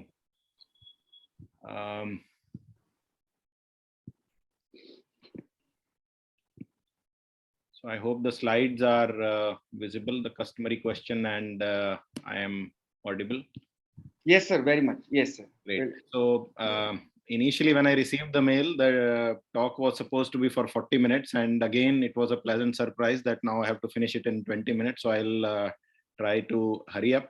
So the topic is best practice for the implementation of clinical advances in hormone receptor positive, HER2 negative breast cancer. And with this topic, it includes both early as well as advanced breast cancer. So part of this slide set is from Pfizer, and this is the disclaimer, and also some of the slides I have borrowed from Clinical Care Options. So this is the outline. The Globocan 2018 data shows breast cancer to be the most common cancer among Indian women, as well as if we take both sexes combined, it constitutes about 14% of all cancers. And if we talk about metastatic breast cancer, this is kind of the distribution of various subtypes of breast cancer. As we know that most common is hormone receptor positive HER2 negative subtype, and TNBC and HR positive constitute both HR positive and HER2 positive constitute 15%, whereas only HER2 enriched constitutes about 9 to 10%. So moving to the data, I have the initial part will be about the adjuvant or the early breast cancer, and in the subsequent slides it will be about metastatic breast cancer. So this is the trial which was presented at SABCS in 2011, and it showed that 10 years of tamoxifen is better than 5 years of tamoxifen. So additional 5 years of tamoxifen gave about 3% benefit in breast cancer mortality, and a total gain of about 12%. We know that there is a carryover effect of tamoxifen, and stopping at 5 years may not be sufficient, especially in high-risk patients, but we have other molecules also other than tamoxifen, which we can use for high-risk patients and in postmenopausal patients. So this is the other trial which was published this year in Lancet Oncology. It's in fact a meta-analysis including 2 large trials, SOFT and TEX, and 2 other trials, total of 7,000 women. And the question they were trying to answer is that in premenopausal patients, in addition to ovarian function suppression, whether aromatase inhibitor is better or tamoxifen is better. So the conclusion was that aromatase inhibitor use in this setting does reduce the risk of breast cancer recurrence. But if we see the graphs, the breast cancer recurrence, there was a numerical benefit of about 3% as well as distant recurrence, but breast cancer mortality or all-cause mortality was not much different, and possibly a longer follow-up is needed to tease out if there is any significant difference.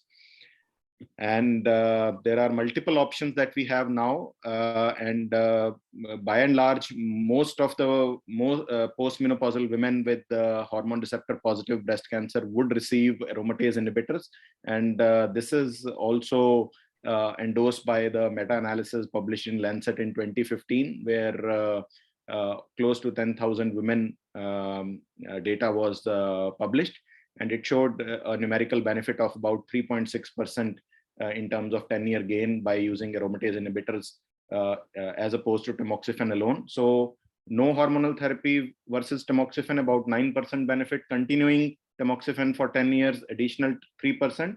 And if we use aromatase inhibitors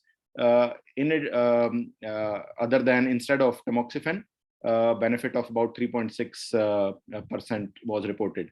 And if we do switch kind of therapy, 2 years of tamoxifen and then aromatase inhibitors, this benefit is kind of diluted or lost. And other treatments for this kind of patient population are chemotherapy and newer modalities like PARP inhibitors, CDK4/6 and subsequent particular subset, and other oral SCRDs are also coming up. So moving on to molecular and genomic profiling. Some of the patients who are low risk by phenotype or by initial IHC analysis, they may be candidates for hormonal therapy alone, but the gold standard test to determine that either in node negative or node early node positive, which is 1 to 3 node positive, is Oncotype DX, which is the only test which is both predictive as well as prognostic. The other tests do not have a significant predictive value. And this is based on 2 trials. The one with node negative subset is TAILOR-X trial, where close to 6,600 patients were with intermediate recurrence score were randomized to either endocrine therapy alone or endocrine therapy with chemotherapy. And it showed that patients who are aged more than 50 and with recurrence score of 25 or less have no benefit with chemotherapy, whereas younger patients with the intermediate risk score may derive chemotherapy benefit. Whether this is only because of ovarian function suppression or not is difficult to ascertain. This is a trial, RxPonder, where 1 to 3 node positive patients with a recurrence score of less than 25 were again randomized to either chemo alone, chemo with endocrine therapy or endocrine therapy alone. And as you can see, both the graph lines, invasive disease-free survival as well as distant relapse-free survival, both are kind of happily going along with each other, and only 1% numerical difference in terms of 5-year IDFS or disease-free relapse. But if we look at patient subpopulation of premenopausal patients in this trial, there was a difference of about 4 percentage points in favor of chemoendocrine therapy. Again, from this trial, they concluded that this benefit is kind of synonymous with the benefit that we will get with ovarian function suppression. And whether that may be enough, again, is difficult, but especially in postmenopausal women with hormone receptor positive, HER2 negative, 1 to 3 node positive lymph nodes and recurrence score less than 25, we can safely counsel them for omitting chemotherapy and offer only endocrine therapy. So there are 2 other subsets where patients may be having germline BRCA1/2 mutation. We know that this is more common with TNBC, but some patients with HR positive disease may also have BRCA1 or 2 mutation. And we know that patients with Ki67 high level indicate that they have a higher grade disease and possibly a worse prognosis and lower disease-free survival. So this is the trial, Olympia trial, where adjuvant olaparib was given and 2 subgroups were studied. One was TNBC, majority of the group, but 1/6 of the patient population, about 300 patients, was HR positive, HER2 negative. And they were randomized to either olaparib 300 BD for 1 year or placebo. And the overall population, it showed that there was a difference of about 8.8% in terms of primary endpoint of invasive disease-free survival and a hazard of 0.58. And because of this trial, FDA gave approval for use of adjuvant olaparib in this setting.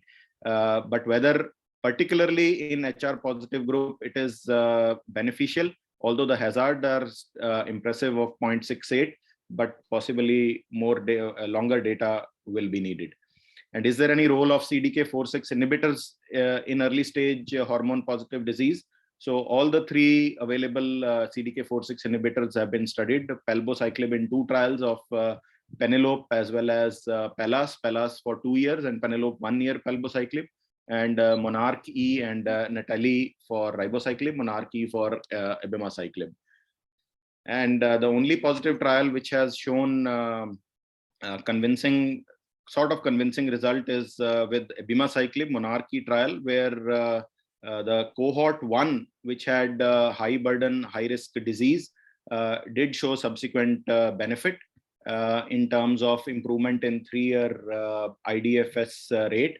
And this also was led to consideration of approval for using abemaciclib in this population, and FDA approval was granted, mainly for Ki67 more than or equal to 20%. So last year, this approval was granted based on the IDFS data, and also the fact that there was no significant detriment that was seen in overall survival. But important thing to note, why only abemaciclib is positive and palbociclib fared poorly. One is 2 different durations of palbociclib that were used. And the other important aspect that has to be noted here is the treatment discontinuation or completed therapy rate. So discontinuation rate was about 42% in PALAS and 18% in PANELO, and completed therapy only in 32. 1/3 of patients, 1 in 3 only completed this therapy, as opposed to 3 out of 4 patients in monarchy who were able to complete abemaciclib for 2 years. There are some other ongoing trials. So we'll now move to metastatic setting and HER2 HR positive, HER2 negative subgroup, where we know that there are plethora of agents which are available, starting from tamoxifen in early 1970s, then anastrozole, letrozole, exemestane, fulvestrant, and now is the era of CDK4/6 inhibitors, and now PI3K kinase inhibitors are also available. So this has been an interesting journey over the last decade or so, and palbociclib was the first CDK4/6 inhibitor which was approved in combination with aromatase inhibitors. So this cartoon basically is showing various levels where endocrine therapy may be useful at the cellular level, and also the mechanism of resistance, which may be loss or alteration of ER expression, overexpression or activation of growth factor receptors, and activation or downstream signaling transduction pathways.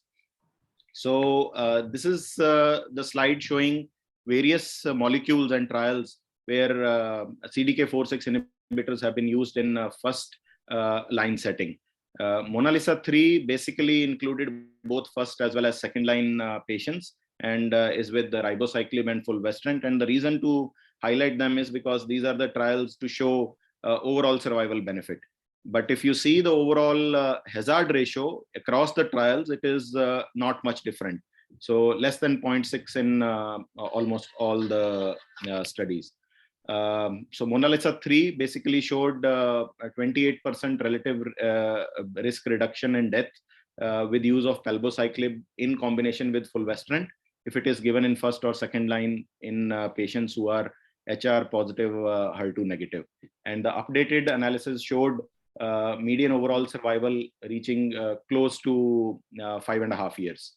And similarly in MONALEESA-7, which was in pre or perimenopausal age group, there was about a similar 29% relative reduction in risk of death with the ribociclib in combination with endocrine therapy.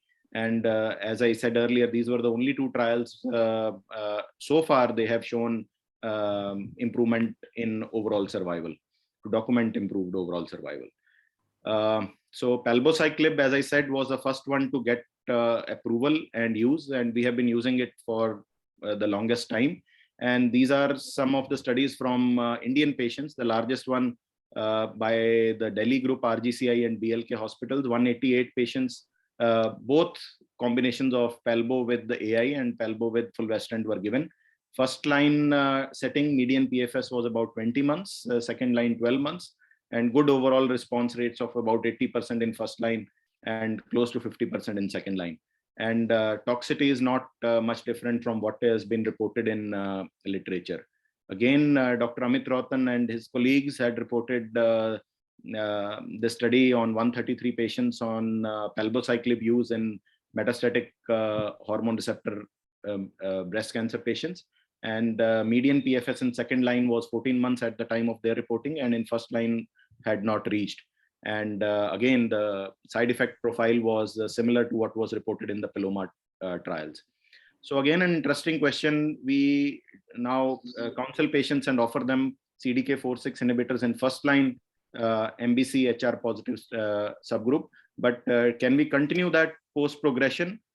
This is the trial, phase 2 trial MAINTAIN, which tried to answer this question, where ribociclib backbone was continued and endocrine therapy was switched. Initially, only fulvestrant was allowed, but subsequently exemestane was also allowed, and it showed improvement in median PFS by about 2.5 months. So nearly a doubling of median PFS with the significant p-value and a good hazard of 0.57. And these are the other trials which are, some of them are ongoing. And toxicity of the CDK4/6 inhibitors, all of them have hematological toxicity, usually neutropenia, some amount of anemia and thrombocytopenia, but usually even if it is grade 3 or 4, majority of the patients do not develop febrile neutropenia.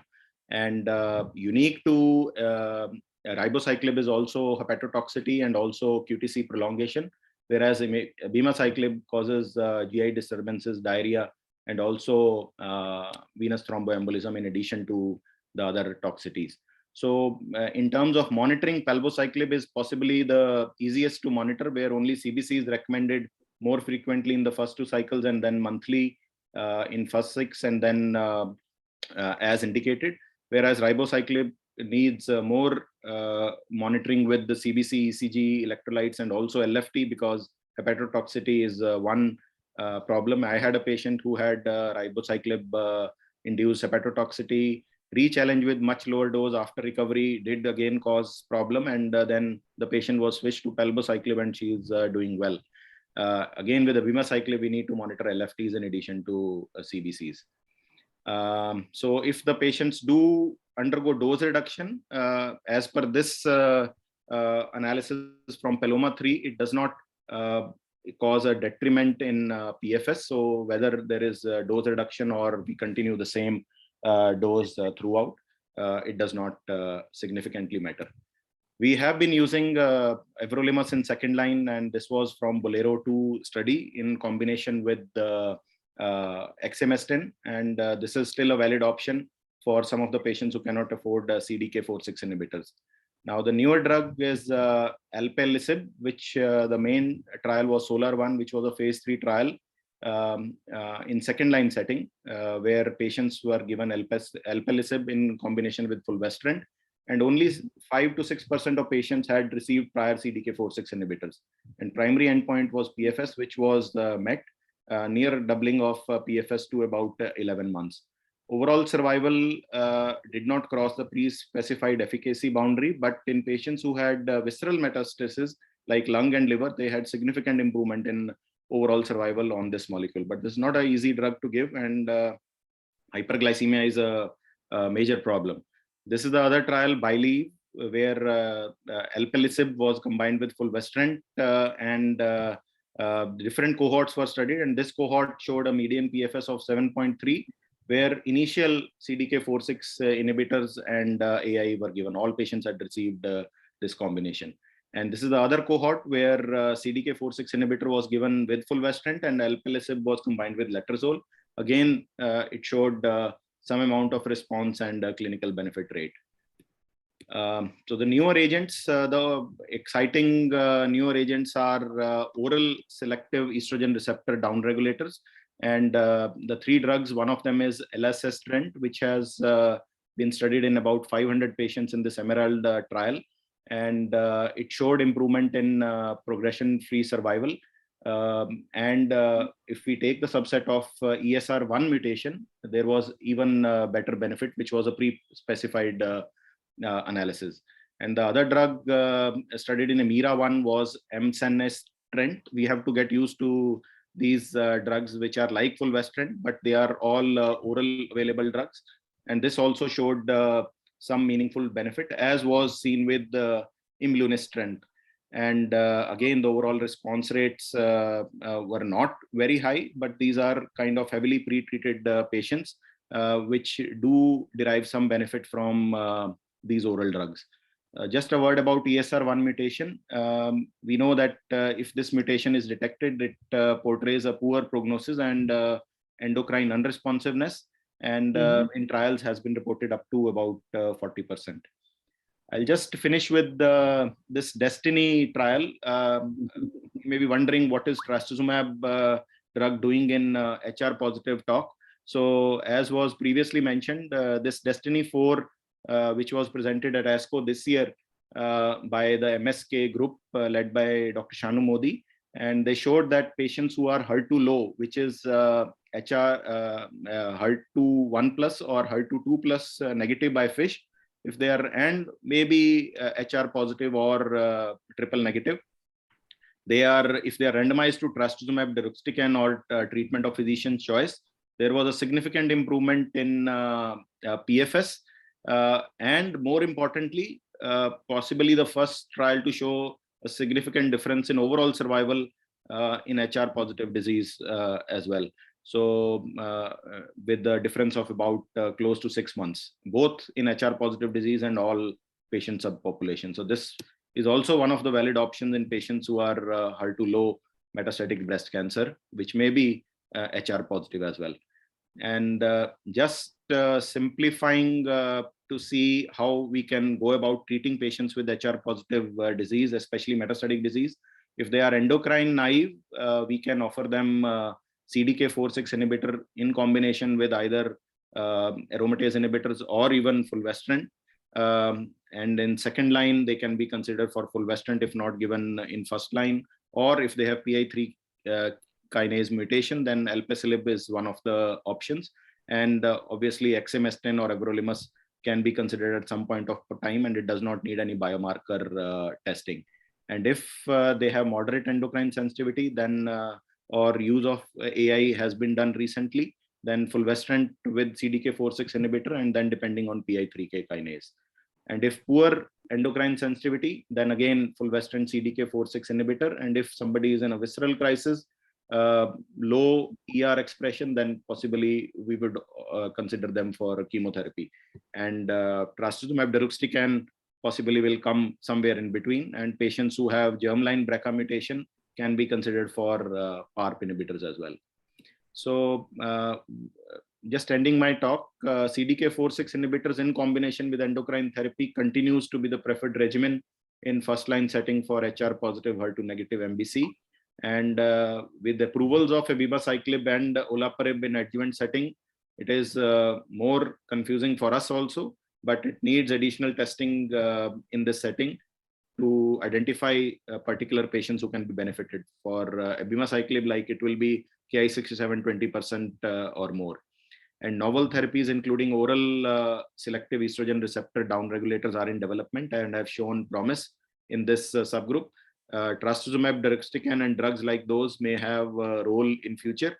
And of course, in our setting, as was discussed in the previous panel also, majority of the patients may not be able to afford very expensive drugs. So we have to be mindful of the financial toxicity and also depending on availability of these drugs. So with that, I'll end. Yes, sir. Thank you, Dr. Kunal, for giving us overview and very practical implication of the CDK4 inhibitor in the MBC setting and hormone positive. And we are yet to wait that when these rare molecules like deruxtecan will be available to us. And you rightly said that we have to take care of the financial part also, that how much the patient can afford. But in your practice, sir, I think the palbociclib you must be using, for a long time. So, in hematological toxicity, when do you modify the dose of palbociclib, and at which grade you modify the dose, sir? I think it is as per the guidelines. So initially you have to monitor every 2 weeks, and generally at day 15, generally we do not need to modify, but it is only the grade 4 toxicity, or if you develop febrile neutropenia persistently, grade 4 toxicity, which is not responding to dose delay, then you have to go down to the next dose level in palbociclib to 100 or 75. I have a patient on 75 for the last almost 2 years, and initially now completing almost 4 years of palbociclib, where she is on 75 milligram for the last 2 years. I'm sure everyone will be having patients like that. Yes, right. Thank you so much, sir, once again. And moving on to our next panel discussion, I would like to invite Dr. Chitresh Agarwal, who is a senior medical oncologist in Alchemist Hospital, Panchkula, and Agarwal Cancer Clinic. And he will be talking about HER2 positive metastatic breast cancer. Dr. Chitresh, over to you, sir. Please. Chitresh? So, good evening, Yeah, Dr. Deepak. I would request to all my panelists to please switch on their cameras and unmute themselves. So I see Dr. Mukesh Bansal, Dr. Jyoti Anand, Dr. Amit Kumar Jain, Dr. B.S. Ankit, and Dr. Mubin. So I welcome all my panelists. And so this is a discussion about hormone receptor positive metastatic breast cancer. Now, Dr. Kunal has very comprehensively shown us all the data. So I am not going to discuss the data. We are just going to sort of repeat all these things and see that what are we trying to do in our clinical practices and what are the challenges that we face in a day-to-day practice.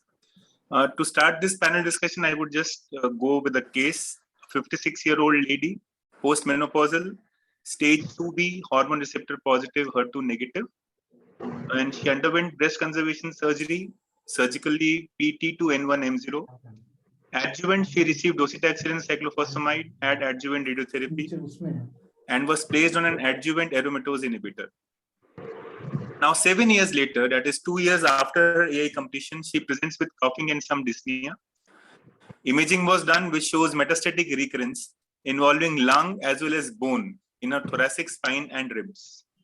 And a biopsy was done from the lung, and it was similar to the IHC that was done on the primary tumor, that she was hormone receptor positive, HER2 positive breast cancer, and this was a similar histology. So anybody in the panel can start with any other investigation that we want to do for her, or are we in a position to directly offer her some treatment? And what are your considerations when we are seeing this case history that we are discussed just now? Anybody can start. It is no Dr. Moveen, Dr. Jyoti, anybody can start. Sir, if possible, the biopsy from the metastatic site and ERPM and HER2 status of the metastatic site. So that was already done. So lung was a new lesion, and from that new lesion, biopsy was done, and it was similar to the primary IHC that we were already aware of. So I would like to add, sir. So she's a 56-year-old female, so BRCA usually is not indicated, but still, as such, like many pharma companies are there sponsoring the PK investigation free of cost. So I would like to do that upfront only, so get a better idea of biology as well as the prognosticate the patient. Okay, so that is a point well taken. So BRCA, we can do any other thing anybody else wants to do? For future, we can do PIK3 mutation studies also, sir. Yeah, correct. So and PIK3CA mutation is one thing that we can do, or we should do actually, in anybody who is nowadays coming with metastatic breast cancer. It is our prerogative whether we do it now or on progression, but as we all know that the PIK3CA mutation status does not change. So if the tissue is available, we can do it at baseline also. So we have already come to know about this concept of endocrine resistance. Dr. Kunal also showed us the endocrine resistance part, what is primary resistance and what is the definition of secondary resistance. So just for the repetition's sake, primary endocrine resistance is something when we define a disease relapse on the first 2 years of adjuvant endocrine therapy, or a progressive disease within the first 6 months of the first-line endocrine therapy for advanced breast cancer, or while on endocrine therapy. Whereas anything which is progressing after the first 2 years or more than 6 months after initiating of endocrine therapy for ABC would be a secondary endocrine resistance.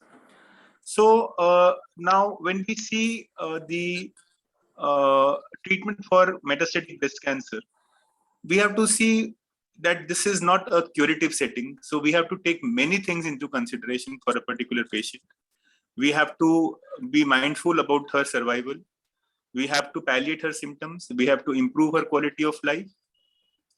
We have to prevent the complications which are related to disease or its treatment. And all these multitude of factors actually would guide us in choosing one particular treatment over other. And I'm not adding cost to it because of academic interest, but cost is one of the most important factors in our clinical practice. So now coming to the panel, this patient, how do we want to start this treatment with? You want to offer her only AI or tamoxifen, or you want to go with fulvestrant alone, or a CDK4/6 plus AI? with fulvestrant, or you want to directly offer her chemotherapy? If the patient does not have any visceral symptoms of visceral crisis, then I would like to go for CDK4/6 inhibitor plus AI, even thinking of the financial constraints. Otherwise, AI or fulvestrant alone. Okay, so everybody agrees to this, that in 2022, when we all know and we are aware of the benefits of adding a CDK4/6 inhibitor to the first line therapy, I think CDK4/6 plus AI would be the natural choice for many of us who want to treat this patient. So just some common questions that I encounter in my practice, and I would just like to take your views on it. So this is the data that we have all shown, and Dr. Kunal has also shown.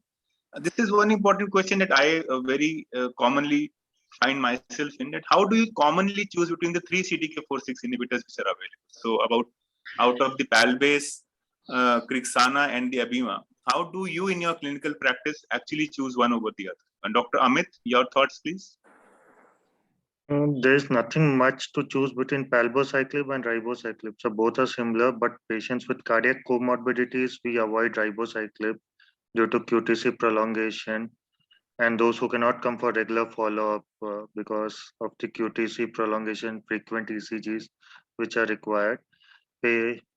Otherwise, palbociclib will be a preferred choice. Except for neutropenia, we don't see much toxicities associated with it. In patients with CNS disease or larger disease burden, we prefer abemaciclib in our patients, sir. Okay. So just one question that I, out of curiosity, would want to ask, anybody can answer, is that in your clinical practice, how many patients have actually, turned up on Crixana with a prolonged QTC interval, or you need to, reduce the dose of Crixana based on the QTC prolongation? Have you, what is your experience? I know the data, I know that it is one thing that we have to keep in mind, but actually in your practices, how many patients do actually come with a QTC prolongation with ribociclib that we talk of? Sir, I would like to answer that, sir. As till now, I have not seen any patient with a QTC prolongation. And for that question, how should I choose between all the 3 CDK4/6 inhibitors? Yeah, there was previously a preclinical study for the CNS meds that we should be using abemaciclib, and there were phase 1 and phase 2 study. But recently, Complement 1 trial has also already been published in March 2022, which is showing around 57 patients who is having a brain mets and is giving equally the same survival with the ribociclib, and which is actually a phase 3 study. I had to undergo this study because one of my patients was having a isolated brain mets, and I started abemaciclib. The patient did not tolerate it well, and then I have to switch it back to the ribociclib. The patient is doing fine. The CNS mets is also resolving.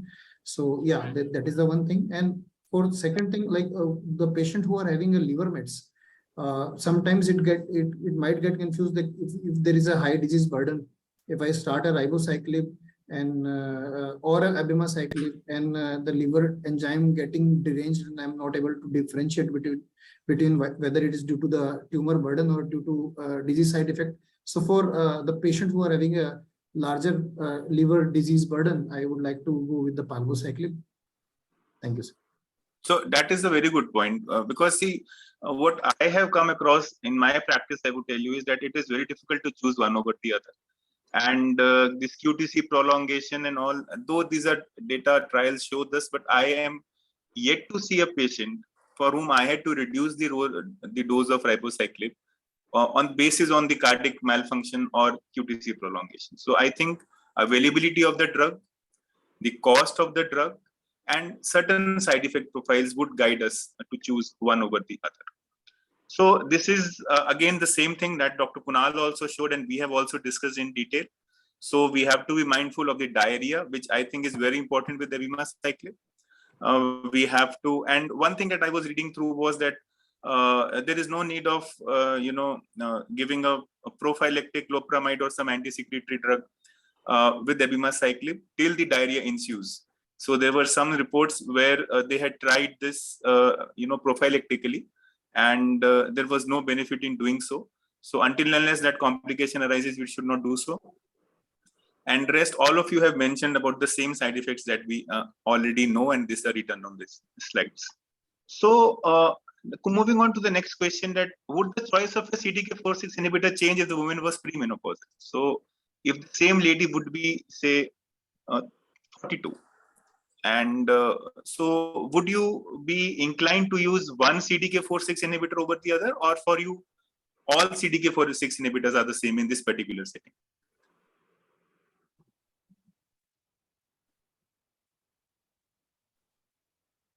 I think initially we had results of ribociclib being used in premenopausal patients, but now Palbase had also shown benefit in for use in premenopausal patients.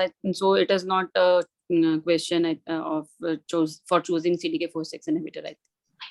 So I would agree to this, that though ribociclib has a more robust data to show initially, but now I think Palbase also is being used, and so there is not an inclination of choosing ribociclib over the other two in this particular space.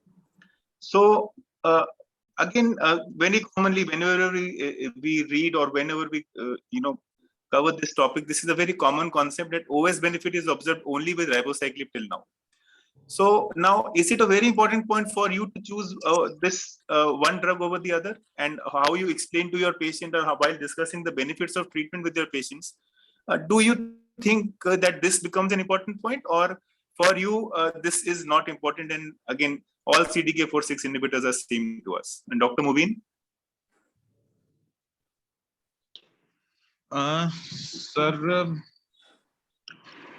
Sir, definitely ribociclib, that cost and the availability of the drug, they are the major issue choosing a ribociclib, palbociclib, or abemaciclib. And second thing is the premenopausal status. Premenopausal status, initially it was thought to be ribociclib is more beneficial in the premenopausal lady, but now the palbociclib showed also efficacy in the premenopausal women. Correct. So Dr. Amit, any inputs on the OS benefit point, or for you it is not significant while you choose a CDK4/6?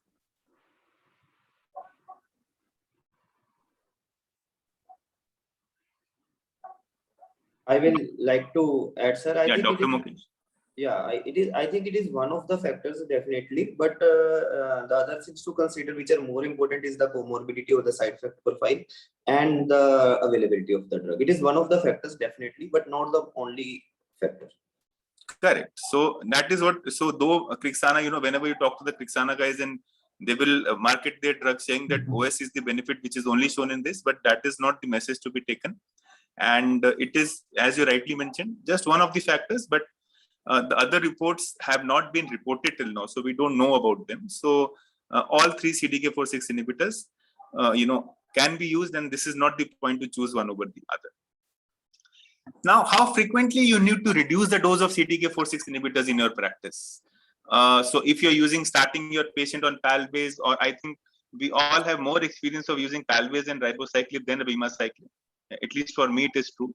So how frequently you need to reduce the dose? So suppose you are starting from 125 or 600 for Crixana. How frequently do you encounter the problems where it leads you to come to the first dose reduction? So, sir, for Palbase, we are talking about Crixana. I think in my practice, almost around 30% of the patient need the dose reduction. But if we talk about abemaciclib, at least it is almost more than 50% of patients who require the dose. And what are the common side effects for which you need to reduce this dose? Is it neutropenia? It's mainly neutropenia only, but with abemaciclib, it's the dreaded diarrhea which we frequently acquire. Oh, okay. So, sir, I have one point. For Palbase, I have frequently encountered neutropenia, For Ribo, I had one patient on Trexana who did not even tolerate 200 milligram dosage because of hepatotoxicity. She had deranged LFTs. But one of my patients is suffering diarrhea while on Palbase. So there I need to reduce the dose to 75 milligram per day. Correct. So diarrhea can happen, but it is not a very common side effect. But still, it can happen. So it is not that it cannot be. So this point Dr. Kunal also showed, and I also just wanted to highlight that how much concern you will be regarding the outcome of the patient who is on reduced dose schedule. So Dr. Kunal already showed us that the PFS and the OS data in the final analysis of Paloma 2-3, they have shown that on dose reductions also, the outcomes of patients have not been compromised. So, if a patient has come down from 600 to 400, or lower doses, and they are continuously taking these drugs, the outcomes might not be very different. So what is the pattern of metastatic disease you commonly see in hormone receptor positive MBC? This is, I just wanted to show that mainly the thing that we see here is that it can be oligometastatic or bone predominant or visceral predominant or mixed bone and visceral. But very few patients actually come with a mixed CNS involvement. And though we talk of abemaciclib, we talk of CNS involvement, but in our practice, there are very few patients with hormone receptor positivity who actually have a predominant CNS involvement. So that is one point that I wanted to, pass through. Now, patient with high visceral burden of disease, but not in visceral crisis. How often do you actually choose endocrine therapy plus CDK4/6 over chemotherapy? So, like we know the data, we know that CDK4/6 inhibitors, should be used. But say the patient has a heavy or a high visceral burden of disease. So, do you actually stick to CDK4/6 plus chemo, or do you give for first few cycles chemotherapy, stabilize the disease, and then move over to the next line of therapy? Dr. Ankur? So, sir, basically, if there is no visceral crisis, no need of giving a chemotherapy. So I will stick very firmly to CDK4/6 inhibitors. Correct. So this is this point I wanted to show that now the data for young Pearl and the Pearl studies are out. And here what they have shown that in premenopausal women, if there was a comparison, because till now there was no head-to-head comparison between CDK4/6 plus AI and the chemotherapy that is in this case capecitabine. So what they found out in young Pearl was that endocrine therapy plus CDK4/6 in this line, first line, was actually superior in premenopausal women, and even in the presence of visceral disease, the outcomes were good. And in the in the Pearl trial that was in postmenopausal women, the outcomes were similar, and but they were not inferior to the chemotherapy. So this is the one of the data which are available to show us that despite being in visceral, high volume of visceral disease, we should try to stick to CDK4/6 inhibitors plus AI in the first line MBC. Now, so coming back to this case, this patient, she received fulvestrant plus ribociclib as her first therapy for metastatic disease. She also had stereotactic radiotherapy to the spine. And this lady, she did well for almost 2.5 years, but now she's progressed further in the same organ system, that is lungs and bones. Echo performance status is still 1, and her all laboratory values are normal. So what next? Now, what is your thought process? And this is probably the last set of slides that we are discussing.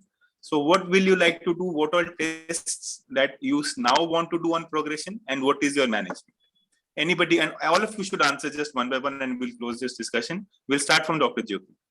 I think our panelists have already discussed the testing about PIK3 mutation, BRCA mutation, and one more thing is ESR1 mutation. So we should go for mutation testing and see if it is PIK3 mutable, and then we can go for alpelisib plus fulvestrant. And if it is negative? And if it is negative, one more option we had that keeping CDK4/6 inhibitor, we can change the ET arm. Endocrine Correct, therapy. but that is relatively a new data, and Yes, only phase 2 data. We don't have the longer term follow-up to use this. What about the usage of the Bolero combination, that is exemestane and everolimus. Yes, it is also a good good but toxic combination to be used. So we can use that combination also, everolimus plus exemestane. Okay, so anybody who wants to add something to this, because generally what we would suggest now is to do a ESR1, BRCA, and a PIK3 mutation testing. What generally we do is that if a patient is PIK3CA mutant, we would try to use alpelisib and the change of endocrine therapy, whatever was backbone used previously. And if it is negative, depending on the performance status and the general condition of the patient, we would try to go to exemestane plus everolimus, but as Dr. Jyoti rightly mentioned, that it is a toxic combination and a difficult combination to tolerate. And if it is BRCA positive, then we have data to see that in such patients we can give a trial of PARP inhibitors. So I think these are the common scenarios that we see in our clinical practice in hormone receptor positive breast cancers. This slide has already been shown. These are the ESR1 and PIK3CA mutations that we were talking of. The only thing that I want to highlight once again here is that the incidence of ESR1 mutations pre-treatment is around 10% and post-treatment is around 33%. So the percentage increases, whereas PIK3CA mutation, whether you do it in pre or post, it remains the same around 30 to 40%. So ESR1 mutation, BRCA, we have already seen. And so these are the conclusions that CDK4/6 inhibitors should be used early. OS advantage in some of the first and second line trials. Endocrine therapy partner may not matter because the CDK4/6 inhibitors, they work with multiple endocrine backbones. Disease control and relative response rates are similar than with chemo. And in some special circumstances where it is a de novo MBC or oligometastatic DS disease, we can probably defer it to second line treatment. Unanswered questions in CDK4/6, optimal sequencing still unknown. No biomarkers have been helpful in selecting the patients, and what to do upon progression is still a matter of investigation and research. And for PIK3CA testing for PIK3CA mutation is recommended, and modest but real PFS advantage is there for patients in this setting. If patients are PIK3CA mutation positive, we prefer alpelisib plus fulvestrant, and if these are negative, then probably everolimus plus endocrine therapy. And disease control and opportunity to delay chemo are still important goals for some patients, despite no OS advantage. This is the same, thing that Dr. Kunal also showed. It's a probable set of lines that we have already discussed. So without wasting time, I would hand it over to Dr. Deepak, and I would thank all my panelists for discussion. Thank you. Thank you. Thank you.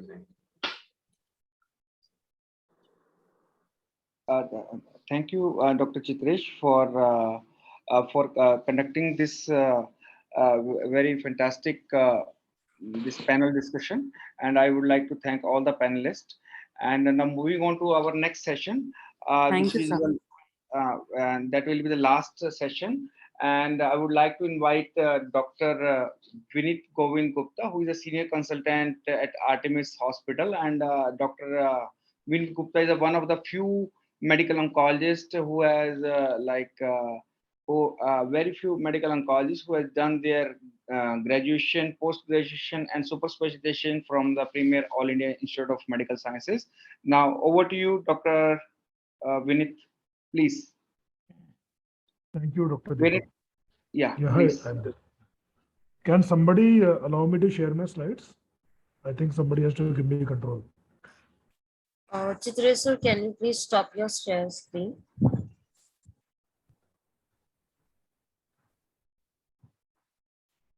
Thank you.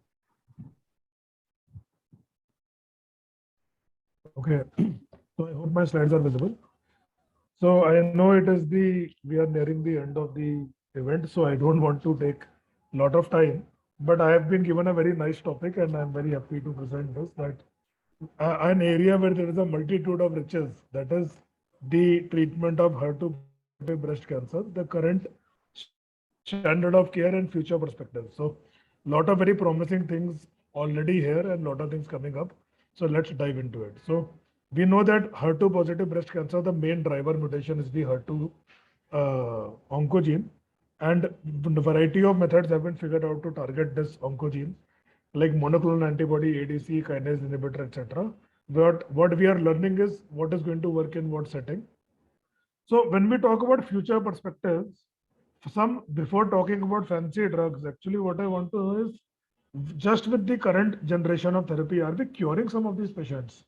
Because it's a difficult question to answer. When you have somebody who is living for 8 years, 10 years, is it not possible that they have no evidence of microscopic residual disease and they are cured? So can we identify these patients and can we try to put more patients into a durable remission? That's a very important question, and I think it needs to be answered. So if you look at the 8-year analysis of Cleopatra, at 8 years, 37% of patients are still alive. And even if you look at the longer term outcome, you can look at the plateau on the PFS curve, and basically you can see that beyond the roughly 8 to 9 year mark, there does not seem to be a lot of further PFS events. And even at the 10-year mark, almost 20% of patients seem to be alive and progression free. So a very valid question is are these patients cured, and is there a possibility of discontinuing therapy? And what I feel is that as we get more adept at determining microscopic residual disease by using CTCs or by using cell-free DNA or more precise imaging techniques, I think we may be able to answer this question in the near future. If you look at the study of Pertain utilized, it is a similar study to Cleopatra, where patients were given pertuzumab plus trastuzumab plus chemo versus trastuzumab plus chemo followed by hormone therapy with the corresponding antibody combination. And the outcome seemed to be quite good, similar to Cleopatra, with median survival hitting 5 years with the combination of pertuzumab and trastuzumab. But interestingly, you can see that the median survival is similar just with trastuzumab and hormone therapy also. So one conclusion you might think about by indirect comparison is that maybe the patient who are hormone receptor positive, they are benefiting more with the hormone therapy in addition to the targeted therapy, and they may not require upfront pertuzumab. Just something to think about in patient who are hormone receptor positive. So you might think, okay, pertuzumab has given fantastic results, but TDM1 is a drug with a different mechanism, which putatively can overcome the resistance to pertuzumab. So why not just start with TDM1? Why to give trastuzumab, pertuzumab first? So a trial was done, which was the Marianne study, which compared TDM1 versus pertuzumab, TDM1 versus trastuzumab taxane. And this study, actually, the long-term results are now available, and you can see that neither is the difference in PFS very impressive, and the overall survival curve are basically overlapping. So the conclusion we can draw is that TDM1 actually is not able to beat trastuzumab with taxane.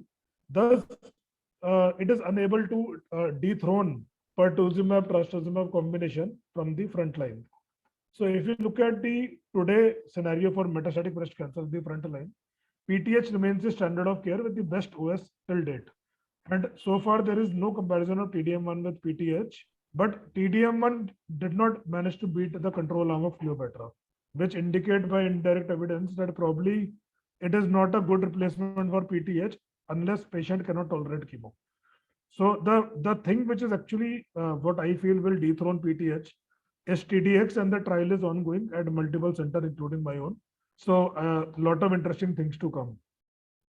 So what about the second line? Suppose the patient gets frontline trastuzumab, pertuzumab, chemo and progresses. So there was the study called Emilia, which is the guider for this current standard of care. So Emilia compared TDM1 versus LabCap in the second line. And in this study, there was a clear OS benefit in all subgroups towards TDM1 compared to LabCap, and making TDM1 the second line standard of care with a median PFS of 9.6 months and a median overall survival of 30 months. But the dethroner came recently, we saw in ESMO 2021, and also published in NEJM, Destiny Breast 03, which was a randomized controlled trial of TDM1 versus TDX in patients who had received trastuzumab and taxane. And the very stunning result, which actually surprised everybody, demonstrating that the hazard ratio of less than 0.3 with in PFS for TDX versus TDM1, demonstrating a overwhelming superiority for this drug. Just to become significant, but I think the superiority seems to be absolutely overwhelming. And if you look at the overall survival data, you can see that the curves are separated very comfortably, and the hazard ratio is 0.56.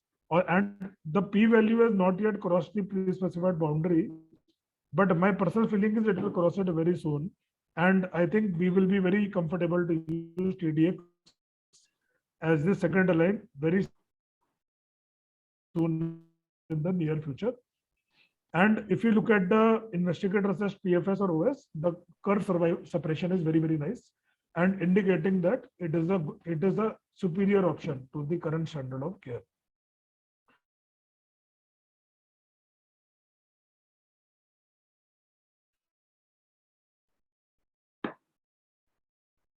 And even if you look at the response rate or the waterfall plots, you can so far in the post-trastuzumab setting. So TDX is likely to become the new standard of care, in my opinion, in the second line in the near future, standard of care. And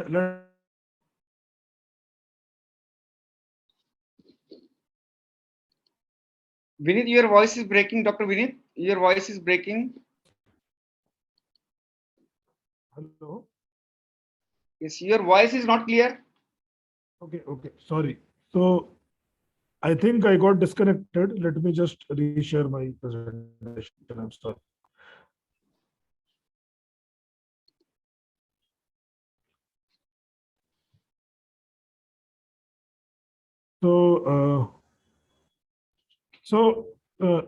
Is it better now? Is my voice audible better now? No, now you're audible. Very much audible. Okay. Yes. Okay. I'm sorry. So the conclusion which I have drawn is that TDX is likely to become the new standard of care soon, while for us TDM1 is probably the current standard of care. So what to do after TDX? So the historical standard is LabCap based on a randomized control trial of capecitabine versus LabCap, which demonstrated improvement in all efficacy endpoints. You can see improved time to progression and also the improved progression-free survival with LabCap combination. Another interesting chemotherapy-free approach is the combination of trastuzumab and lapatinib. So in this study, which was published in 2012, it was demonstrated that the combination of LabCap actually leads to overall survival benefit over lapatinib alone, and the survival curve were quite comfortably separated by around 3 months. So even if the patient has contraindication for capecitabine for whatever reason, you can get a good outcome with trastuzumab lapatinib also. And just to share my personal experience, I have had good result with triplet combination also. That is trastuzumab, lapatinib, and capecitabine. Although there is no randomized trial looking at this combination. So what is new? It is the HER2CLIMB study, which is a combination of tucatinib, trastuzumab, and capecitabine. So this study is actually quite interesting, and I feel it is a flawed study. But nevertheless, they have taken HER2 positive metastatic breast cancer who have already received trastuzumab, pertuzumab, and TDM1. And the randomization arm are tucatinib, trastuzumab, capecitabine versus trastuzumab, capecitabine, and almost 50% had brain mets in both the arms. And they demonstrated a improvement in PFS and OS with hazard ratio of 0.66 for overall survival, including patient with brain mets with manageable toxicity. So this is the only RCT in the post-TDM1 setting which has shown OS benefit. But I think there is a lot to criticize in the study, mainly the choice of control arm. I am not happy. Ideally, it should have been LabCap. So the next study is, trastuzumab deruxtecan has been assessed in the post-TDM1 setting, and it has led to a huge PFS of 16.4 months and 86% OS at 12 months. So by indirect comparison, they seem to be superior to the HER2CLIMB result. And personally, for my patient, if I have option of both agents, I would probably still go for TDX. Then there is the NALA study, which looks at NERCAP versus LabCap. And these are patients who have received more than 2 HER2-directed regimens. And in this study, there is a PFS benefit, which is statistically significant, mainly in the hormone receptor negative population, although OS benefit is not significant. So although there is improvement in PFS, there is no improvement in OS with better CNS activity, but higher toxicity. So I don't think it constitutes a major advance for this patient at present. And just in the end, I want to discuss this interesting drug, which which is pyrotinib capecitabine versus lapatinib capecitabine. And actually the results seem to be quite interesting. In a heterogeneous population of patients, 46% of patients where they had not received trastuzumab, the PFS hazard ratio is 0.36 compared to LabCap, with slightly more toxicity, diarrhea, hand-foot syndrome, and neutropenia. So we need a formal comparison with a more homogeneous population. But personally, I think this is not a bad drug. There is data for CNS mets also, and it has shown good activity in the CNS. So just also there are other studies. I've not gone into great detail. There is data with new drug zanidatamab, which is a bispecific antibody targeting HER2. And there is also data for a combination of trastuzumab with immunotherapy, which have shown promising result in after 3 or more lines. So just to conclude, median survival is now more than 5 years, 30% 8-year survival, and long-term survival in significant subsets. First line standard of care PTH, second line standard of care TDX, and TDM1 if TDX is not available. And third line TDX, I would say still if they are not exposed. Otherwise, HER2 climb regimen on NERCAP, maybe you could think about that. For India, LabCap or LabTras or LabCap-Tras is probably what most of us would do. And probably the future for most of our patients might be frontline trastuzumab deruxtecan. The trial is ongoing. I would recommend that you should try to enroll your patient on this study if possible. But for now, we will have to wait and see. So thank you very much. And I will conclude my presentation with you. Thank you. Thank you, Dr. Vineet, and for this fantastic and innovative talk. And my question is, Vineet, have you ever used this anytime to any patients? Because Artemis, you must be getting a lot of international patients. This newer molecules, new TKI like tucanibib or this any other new TKI, whatever you have mentioned. So I have used neratinib. I have used. I think many people would have used neratinib, and in my experience, there was little bit of more of diarrhea in the patient. It was a problem, so we had to cut the dose. But otherwise, I did not face a lot of problem with neratinib. So far, I have not used tucatinib or pyrotinib in a patient. And TDX we have used as part of the clinical trial, which is going on. And so far, I will say the few patients where we have given TDX, the responses have been very, very gratifying. So I would say it is a very promising and very, I would say, major advancement kind of drug. I think we have a lot to see in this space with coming time. Okay, TDX. Okay. Let's see. And what is exactly dose of TDX you are using in your? The so it is the standard dose. So TDX is given at 5.4 mg per kg. So just like TDM1 is given at 3.6, it is given at 5.4. 5.4 per kg and mg per kg fixed dose. Okay. And the major concern is the cardiotoxicity is the major concern, same with the. Yeah, so actually the most troublesome side effect is actually ILD, which occurs in 10% of patients. So you need to do frequent CT scan, keep a close eye for all symptoms. So 10% of patients will develop ILD, although grade 3 or higher ILD is not that much, it is 1 to 2%. 1 to 2%. And is that ILD is reversible? I think majority of the patient, I think, is it reversible? Yes, it is reversible, but you are supposed to start steroids promptly and you are supposed to permanently discontinue the drug. The patient. Okay, I got it. Okay. Thank you once again, Dr. Vineet, for sparing your valuable time and giving us a nice talk. And I would like to, I think, Geetika? Yes, sir, I'm there. Okay, we can conclude now. Yeah, sure, sir. I think we have come to the end of our conference, and I would like to thank all the organizer, Horizon, and all our speaker and panelists for sparing their time and giving us very much valuable inputs and new advancement in happening in the HER2 positive patients. So I think in future that we will be able to help our more and more patients, provided that Indian generics are also available. Now, I thank you all once again and good night. Okay. Thank you, sir. Thank you, everyone, for joining. Good night. Good night, everyone. Shall I stop, ma'am? Yes. Okay.